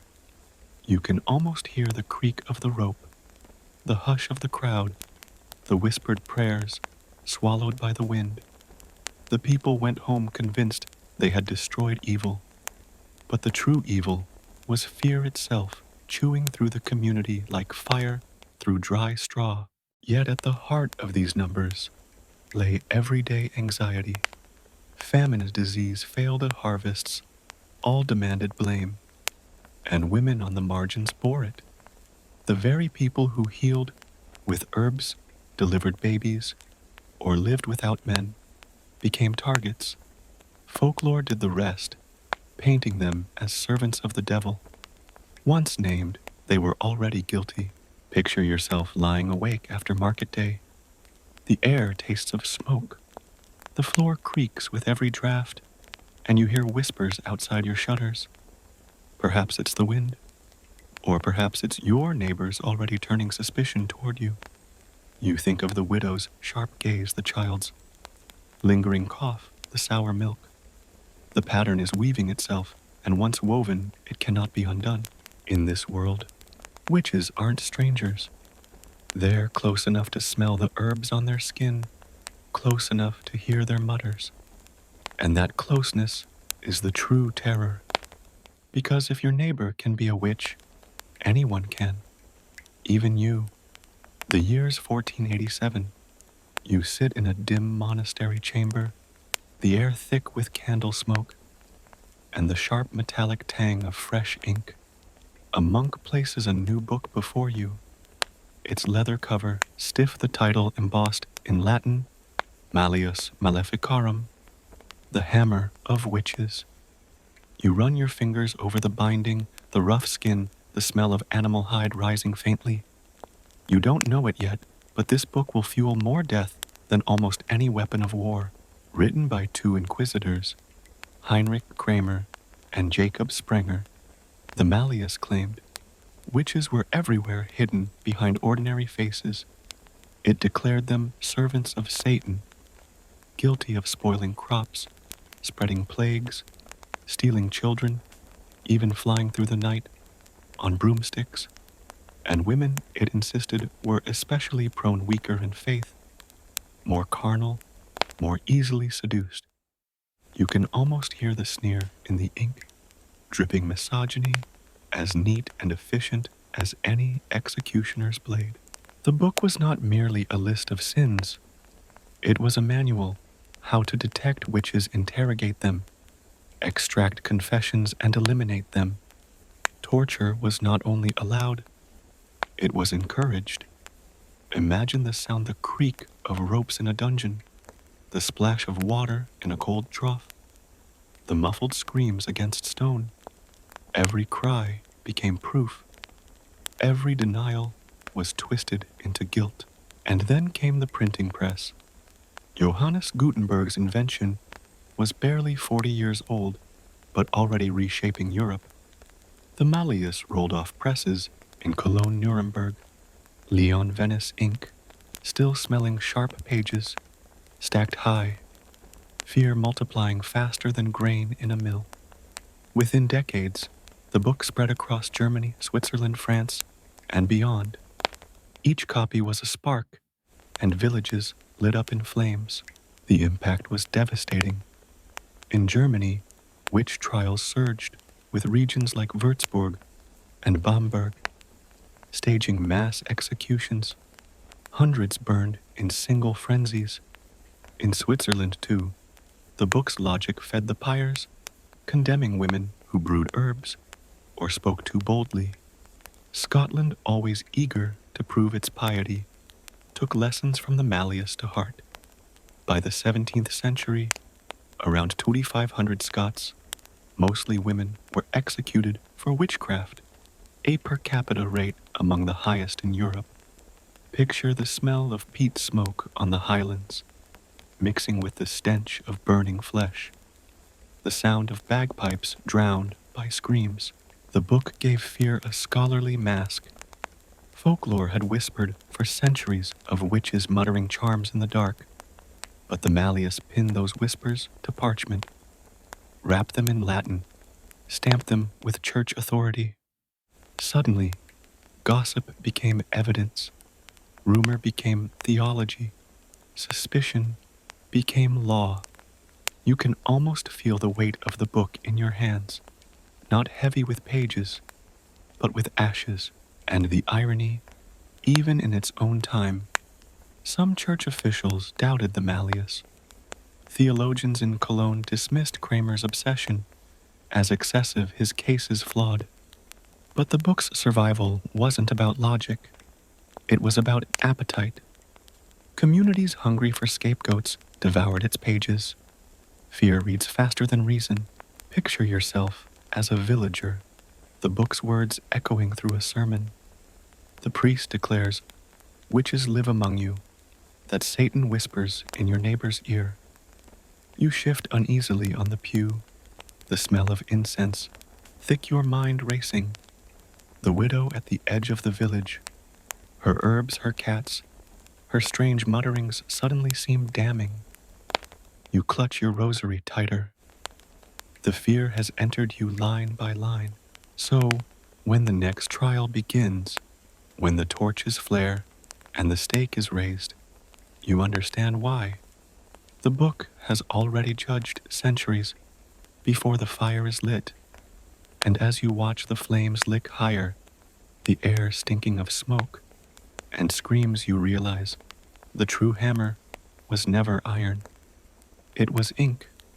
The bell rings across the square, low and heavy, its sound vibrating in your chest. Villagers gather their breath, steaming in the chill air, the smell of damp earth mingling with smoke from torches. At the center stands the accused, her wrists bound, her face pale, her eyes hollow with exhaustion. You recognize her. She sold herbs at market. She helped deliver your neighbor's child. And tonight, she stands accused of being a witch. Trials, in the age of witch hunts, were rarely about justice. They were theater grim pageants, staged to satisfy fear. In Germany, some of the most notorious spectacles unfolded. Take Trier in the 1580s, one of the largest trials in history. Nearly 400 people were executed in a frenzy of paranoia. Nobles, clerics, even children found themselves accused. Imagine the smell of tar from the pyres, the crackle of wood as neighbor after neighbor vanished into smoke. A city not cleansed, but hollowed. Bamberg and Würzburg in the early 1600s went further. Entire families burned, children as young as 9 strangled before being thrown into flames. Court records coldly list confessions consorted with "the devil flew to the Sabbath, spoiled the harvest." You can almost hear the scratch of quills recording every cry, as proof the parchment stinking faintly of ink, while outside the fires roar. England, too, had its infamous moments. The Pendle trials of 1612 saw 12 villagers accused in Lancashire. 10 were hanged after confessions woven from fear and spite. Picture the rope creaking in the damp northern air. The crowd hushed as bodies swayed. Further north in Scotland, the North Berwick trials of 1590 claimed dozens of lives, fueled by King James VI himself, who believed witches had conjured storms against his ship. Imagine the king's paranoia, the salt tang of the sea still in his beard, as he orders women tortured until they confess to calling thunder, and always the same peters accusations born from envy, misfortune, or simple bad luck. A child fell sick. Witch. A cow died. Witch. A storm ruined crops. Witch. In one case from Würzburg, a girl confessed under torture to causing frost that ruined vineyards. Her punishment, fire. You can almost taste the bitter irony, the community starving from lost harvests, then wasting fuel to burn the scapegoat. The trials were designed to confirm guilt, never tested. Torture chambers echoed with screams. Racks stretched limbs until bones cracked. Thumbscrews crushed fingers, boots splintered legs. Each cry, each sob, each broken whisper was recorded as evidence. Refusal to confess was itself proof only the devil could give such strength. And then came the sentence. The square fills again, the stake, driven into the ground, the kindling piled high. The air thickens with pitch and pine. The accused is bound, her hair matted with sweat, her lips moving in silent prayer. Flames catch, smoke rises, and the crowd gasps as heat washes over them. You stand there, the smell of burning flesh sharp in your throat, the screams tearing through the night. Some cross themselves, others cheer, many turn away. But all go home convinced the devil has been driven out. Yet fear never kept with the flames. If anything, it grew. Each execution proved witches were real. Each pyre fed the fire of the next accusation. Communities thought themselves safer, but in truth, they grew emptier, their laughter gone, their fields untended. Fear had become its own master.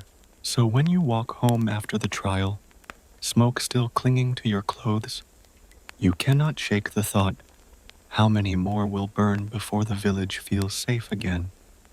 And what if the whispers someday settle on your name? Fear begins with a whisper, but it ends with silence. Imagine your village, once alive with chatter, in the marketplace, the smell of bread baking, the laughter of children echoing in the lanes. Now, shutters stay closed. Smoke from chimneys drifts thin and nervous. The air feels heavy, thick with suspicion. Everyone watches everyone else because absolutely anyone could be a witch. This was the true legacy of the witch hunts. They did not just destroy individuals, they devoured entire communities. Between the 15th and 17th centuries, tens of thousands died, and 50,000, maybe more. In Germany, the heartland of the Hunts villages were nearly emptied. Würzburg alone burned hundreds. In a few short years, whole families gone, even children. Switzerland followed its courts, condemning hundreds more. Scotland, smaller yet fiercer, executed about 500 people, 5 times higher per capita than most of Europe. You can almost taste the smoke in the cold air, sharp and bitter, the memory of fear baked into the soil. The virtue worked like rot. It spread quietly from house to house. A neighbor's cow died. You whispered her name. A storm ruined the harvest. You muttered about the widow on the hill. The gossip became a murmur. The murmur became testimony. Testimony became death. Communities turned inward, chewing on themselves. Imagine the smell of the marketplace. Now not roasted meat and fresh bread, but sweat and dread, every conversation sour with suspicion. Even across the sea, the madness continued. In Salem, Massachusetts in 1692, 19 people were hanged and 1 pressed to death under stones. Children accused neighbors, friends betrayed friends. It took less than a year to gut a town. The ironies afterward. Survivors admitted most accusations were lies, grudges, or hysteria. The devil had never needed to appear. Fear did his work for him. The cycle was always the same. The more people executed, the more fear grew. Each fire convinced the village that witches were real. Each scream confirmed the devil was near. The hunts promised safety, but delivered only emptiness, fields, untended families, broken churches filled with silence instead of hymns. Picture walking through your village years later. The square still smells faintly of ash. The stake stands like a blackened tooth in the ground. The houses are fewer, their windows shuttered, their hearths cold. The laughter of children is gone. In its place, a hollow quiet, punctuated only by the rattling wooden shutters. You realize the devil did win, not because witches were real, but because fear hollowed out everything that made life worth living, and yet people believed they were righteous. Priests thundered about victory over Satan. Judges claimed they defended God's law. Villagers swore their homes were safer. But if you looked closely, you saw the truth. No one trusted anyone. The safety was a lie, the peace a graveyard stillness. Here's the darkest irony. Witch hunts never needed witches to function. They only needed fear. Once sparked, fear consumed itself, spreading until there was nothing left but ash. And the ash clung not just to walls and fields, but to memory. So tonight, as you sit by your hearth, the flames low, the air sharp, with the faint sting of smoke, you think of those faces gone. You whisper a prayer not against witches, but against fear itself, because fear is the truest witch, and once summoned, it does not leave. The church bell tolls slow and heavy, the sound crawling across the rooftops like fog. You stand in the graveyard, the air sharp with damp earth, the scent of wax from guttering candles, mixing with the sweet rot of flowers left too long. And then you see it, a painting on the chapel wall. Fresh lime plaster, glowing with pigment. Skeletons dance hand in hand with kings and beggars, bishops and peasants. This is the Danse Macabre, the dance of death. The image was everywhere in late medieval Europe. From Paris to Basel-Lübeck to London walls were painted with grim processions. Death, a grinning skeleton or rotting corpse, leads people of every rank in a dance toward the grave. Imagine the scene: the skeletons, bony fingers, clutching the jeweled hand of a queen, another tugging a farmer, still clutching his spade, another dragging a child, the cries of parents frozen in paint. You shiver, smelling plaster dust and linseed oil. As the painter adds final strokes, the meaning was clear. Death comes for all. No crown, no coin, no prayer can save you.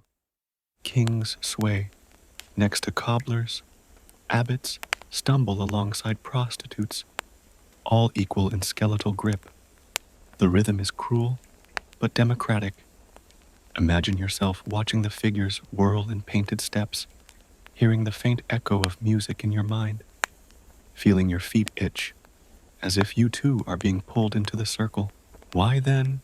Because plague had hollowed Europe. The Black Death of the mid-14th century killed perhaps half the population. Corpses lined roads. Graves overflowed priests, dropped mid-sermon. The smell of rot haunted every street. The dance of death was not fantasy. It was reality dressed in allegory. You didn't need to imagine skeletons. Walking, you saw them daily in the faces of your neighbors, and yet the images carried strange comfort. To peasants, they promised justice. The Lord who taxed you danced to the same tune. To nobles, they reminded of piety. Better pray now, for death waits outside the hall. The paintings were sermons in color, grim, yet oddly soothing.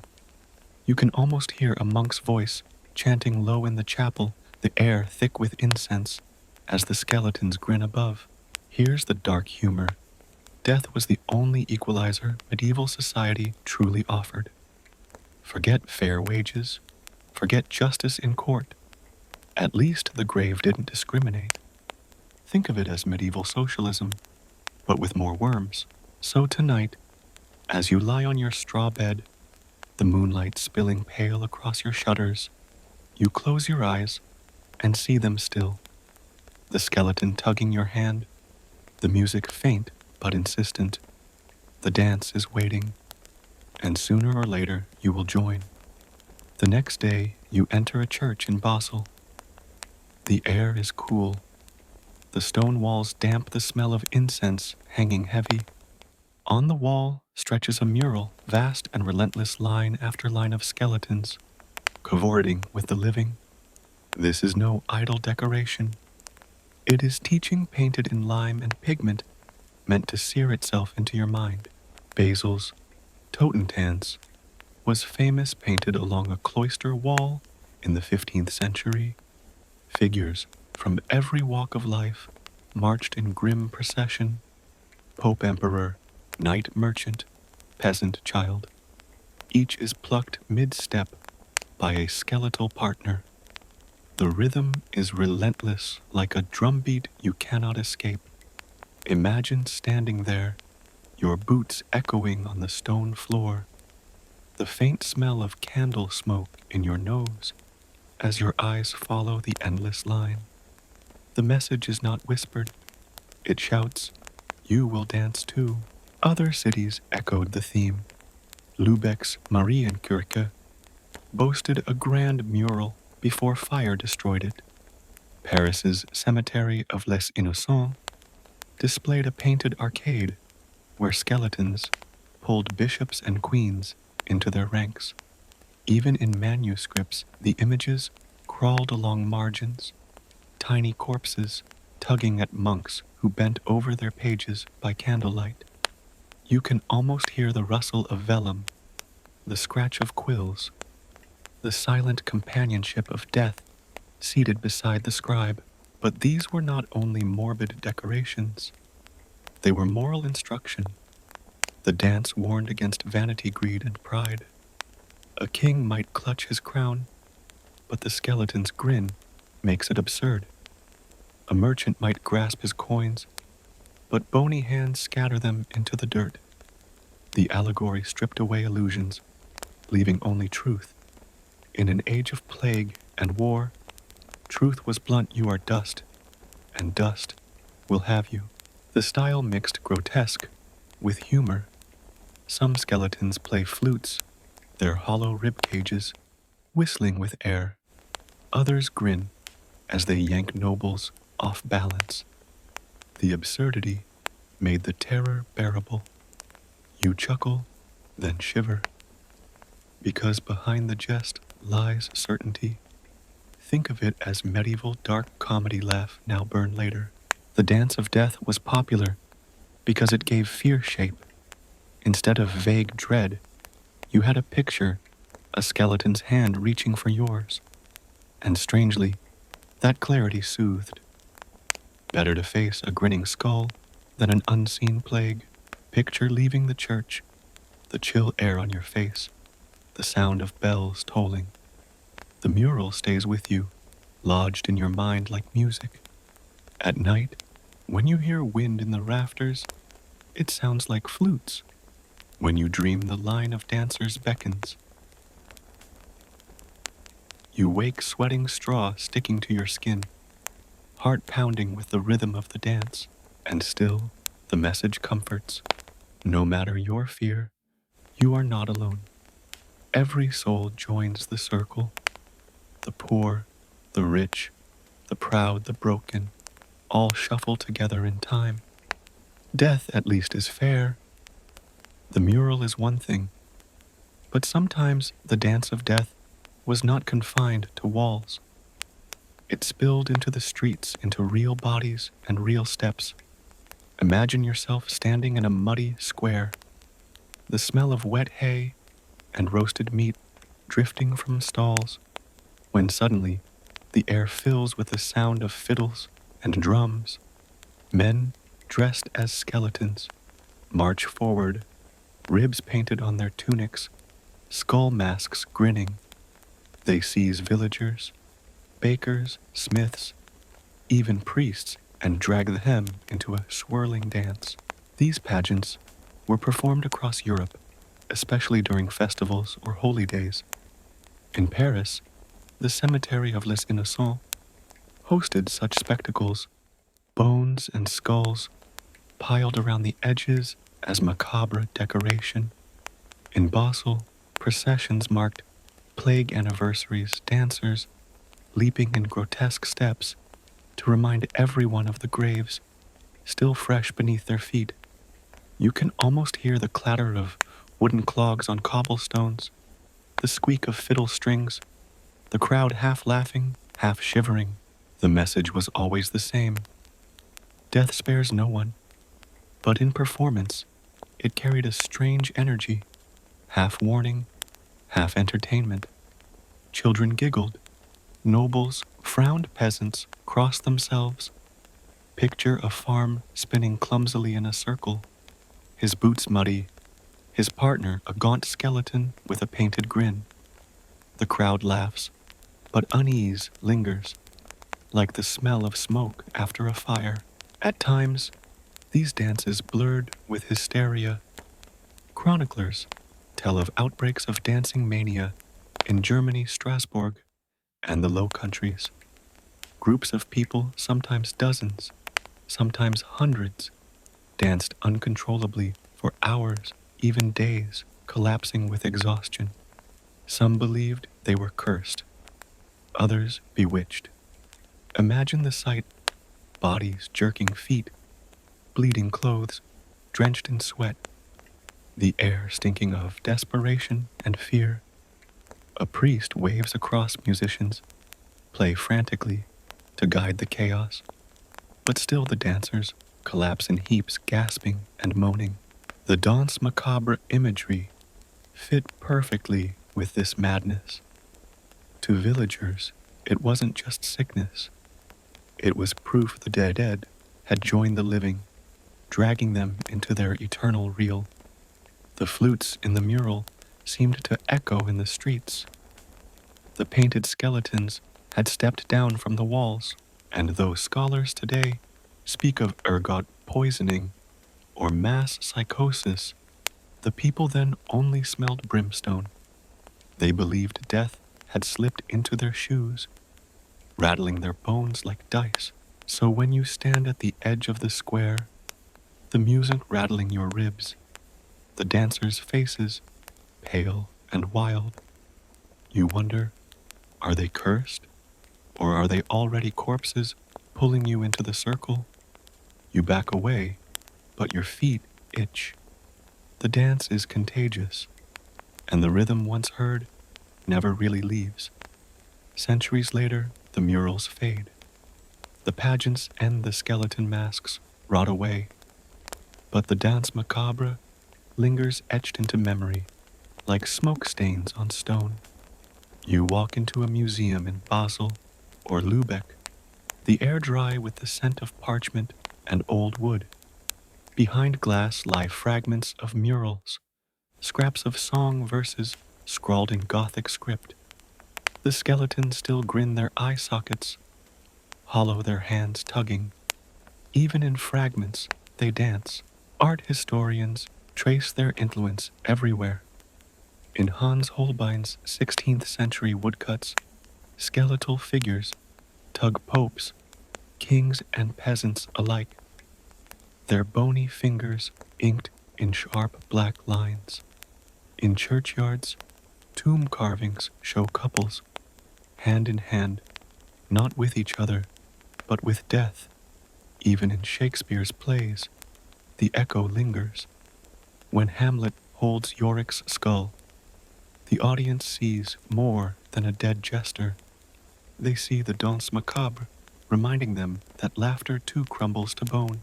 The imagery became Europe's collective memory of plague and fear. Whole generations grew up under the gaze of painted skeletons. When famine struck, when pestilence returned, the murals whispered, "You knew this was coming. We warned you."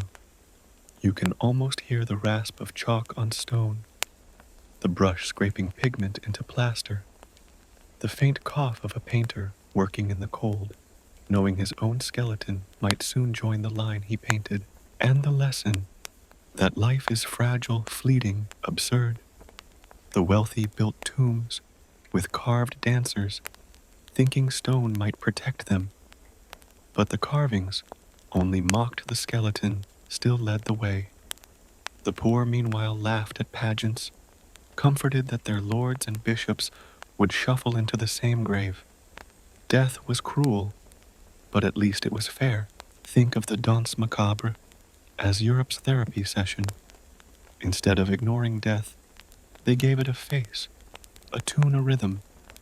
They laughed with it, painted it, danced with it, and in doing so they remembered together.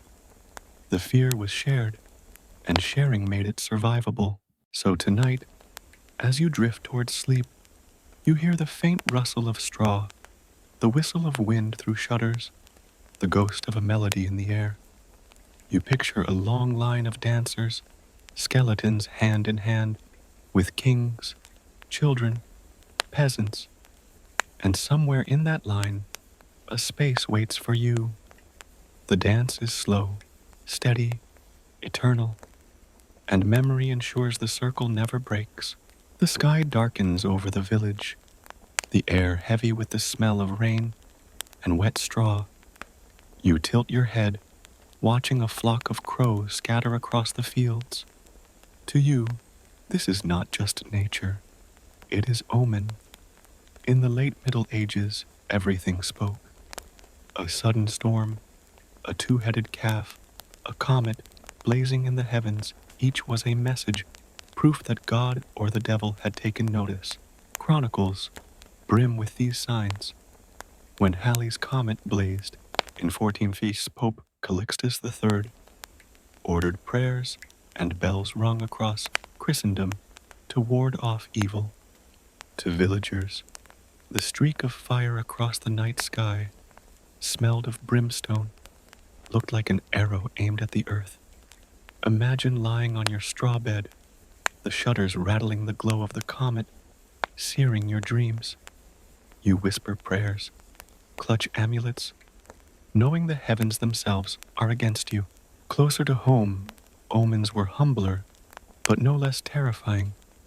A barn owl perched on the roof meant death. A dog howling at night signaled plague. A child born with a birthmark might be cursed or destined for strange fate. You can almost hear the hushed voices of midwives, the smell of blood and herbs thick in the air as they whisper judgments over a newborn's body. And then there were dreams. In a world where waking life was harsh, dreams were messages. If you dreamt of teeth falling out, someone would die.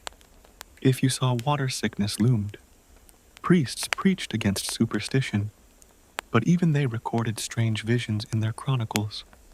The boundary between faith and folklore blurred like smoke in the rafters. These beliefs were not foolishness. They were survival strategies. With little science, people read the world as text.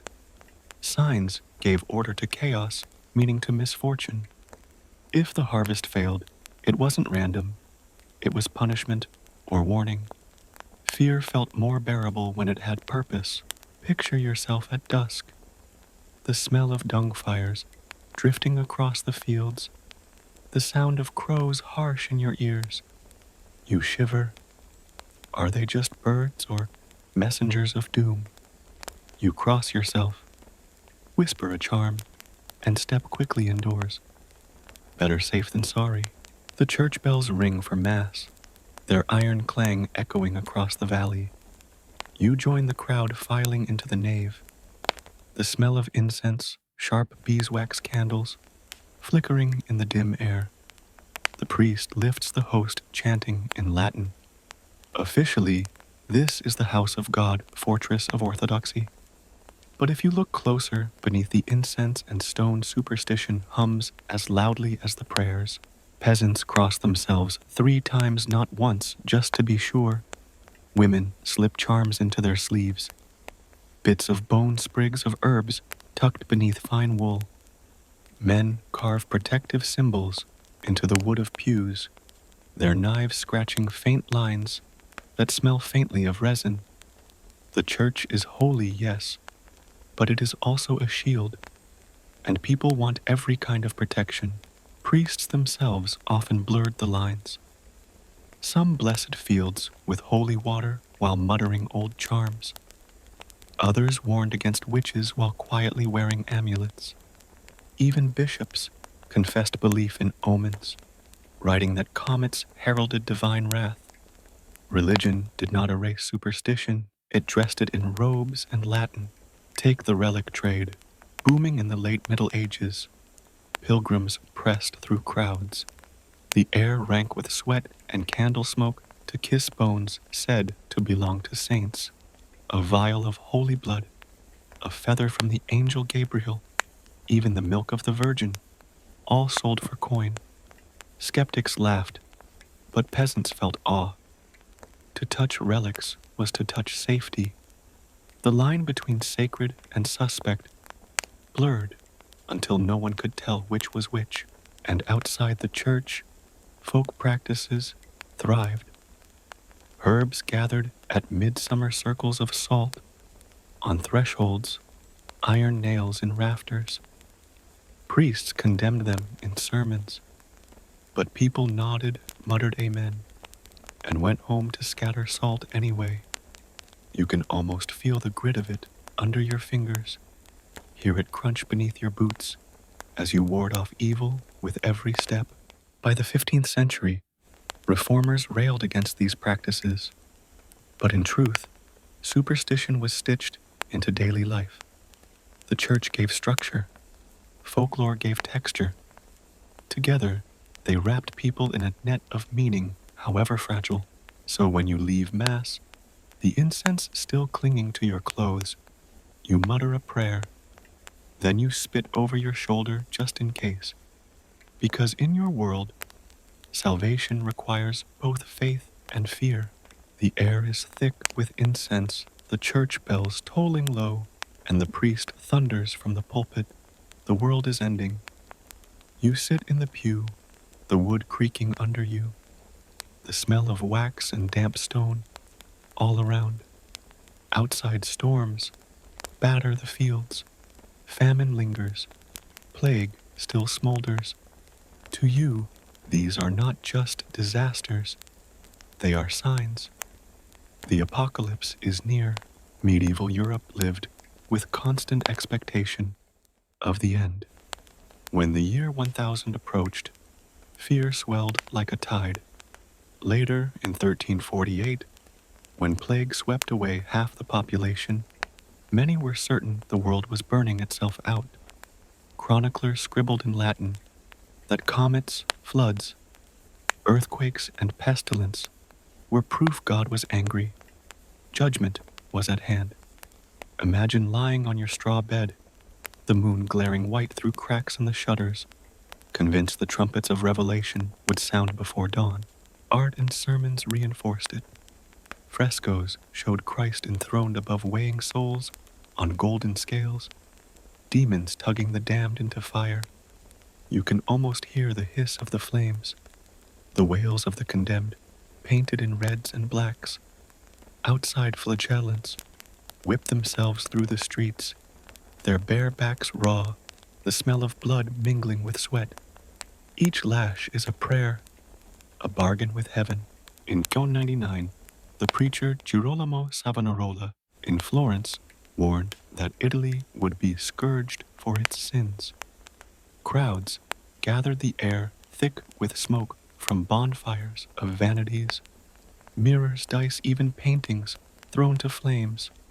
Fear and hope knotted together as if destroying beauty could delay doom. But apocalypse was not just terror, it was also promise. If the world ended, Christ would return, and justice would finally prevail. The poor might rise, the powerful might burn. For peasants ground down by taxes, the end of the world was almost good news. Think of it as medieval revolution, but outsourced to heaven. Still unease lingered. Every thunderstorm, every eclipse, every rumor of war could send whispers rushing through villages. The end was always near, yet never arrived. Like a cruel joke, the apocalypse was forever postponed, leaving only fear behind. So tonight, as thunder rolls outside your shutters, you wonder if this is the night. You pull the blanket close, the straw rustling, the smell of smoke sharp in your nose. Perhaps tomorrow will dawn. Perhaps it won't. Either way, the fear keeps you awake. The bells toll again, but this time it is not for warning. It is for a burial. The whole village gathers, the air cold, your breath white in the morning air. You follow the procession, the smell of damp earth and beeswax candles thick around you. The coffin is rough wood, carried on shoulders, the body wrapped in linen. Death has come again, as it always does. Funerals in the late Middle Ages were rituals of both fear and hope. The priest chants Latin prayers, his voice echoing through the chill stone church. Relatives kneel, the smell of incense, heavy tears mixing with candle smoke. The body is sprinkled with holy water, the sound sharp like rain. You bow your head, whispering along, praying the soul will find peace. And praying you will too, when your time comes. But folklore wove into these rites. Villagers placed coins with the body charms against revenants' herbs to ward off spirits. Graves were sometimes lined with stones to keep the dead from rising. Imagine the clink of coins, the sharp scent of rosemary, the scrape of rock against wood. The church frowned But people insisted better safe than sorry. In wealthy cities, death became spectacle.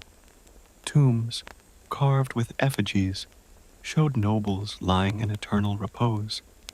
Yet below, sculptors added transy images, rotting corpses, worms crawling through ribs, a reminder that silk and gold rot just like wool. You can almost feel the cold stone under your hand tracing a skull carved beneath a bishop's serene face. The lesson is blunt. Pride melts flesh, crumbles, only dust remains. Across Europe, brotherhoods formed to bury the dead, carry torches, pray for souls. In plague years, they worked without rest, the smell of lime and rot following them through streets lined with carts of corpses. They were the last kindness in a world that had little to spare, yet funerals carried strange comfort. To be buried with rites with candles and prayers meant you belonged. To die alone without ceremony was the true horror. Community in death was as vital as community in life. The last embrace came not from family, but from ritual itself. Picture yourself lowering the body into the grave, the ropes creaking, the soil damp and heavy in your hands. The priest murmurs, ashes to ashes, dust to dust. The words are soft, soothing, final. You breathe in the smell of turned earth, the smoke of candles, the salt of tears. Death is terrifying, but the ritual makes it bearable. And when you walk home, the bells still echoing in your ears, you feel oddly lighter. Death is everywhere, yes, but so is memory and ritual and hope. And for tonight, at least, that is enough to let you sleep.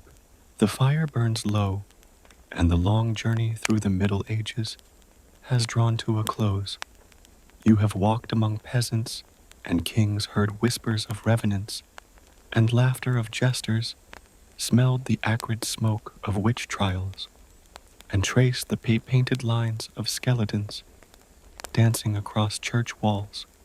Each story was a thread, and together they wove the tapestry of a world at once harsh and wondrous. You've seen how fear shaped folklore dragons lurking at the edges of maps, fairies, luring children into rings of grass wolves, prowling not only in forests, but in human hearts. You've felt how plague and famine turned neighbors into accusers, how superstition gave meaning when reason faltered, how art and ritual softened the weight of death. In every tale, the same truth returned. Life was fragile, and people sought comfort in stories, no matter how grim. And yet, there was beauty too. Songs rising from taverns, flicker of candles against stone festivals where skeletons danced, and villagers laughed even in fear. Humor, hope, faith, all survived beside the shadows. The Middle Ages remind us that even in the darkest nights, humanity found ways to endure, to explain, to believe. So, as you lie back now, the straw rustling beneath you, imagine the echoes fading, the bells tolling the torches, guttering the dancers, vanishing into the dark. The fear is distant, now softened into memory. What remains is the rhythm of history itself, slow, steady, like a lullaby. Close your eyes. Let the past settle like dust. The dance is over for tonight. Sleep well and dream gently.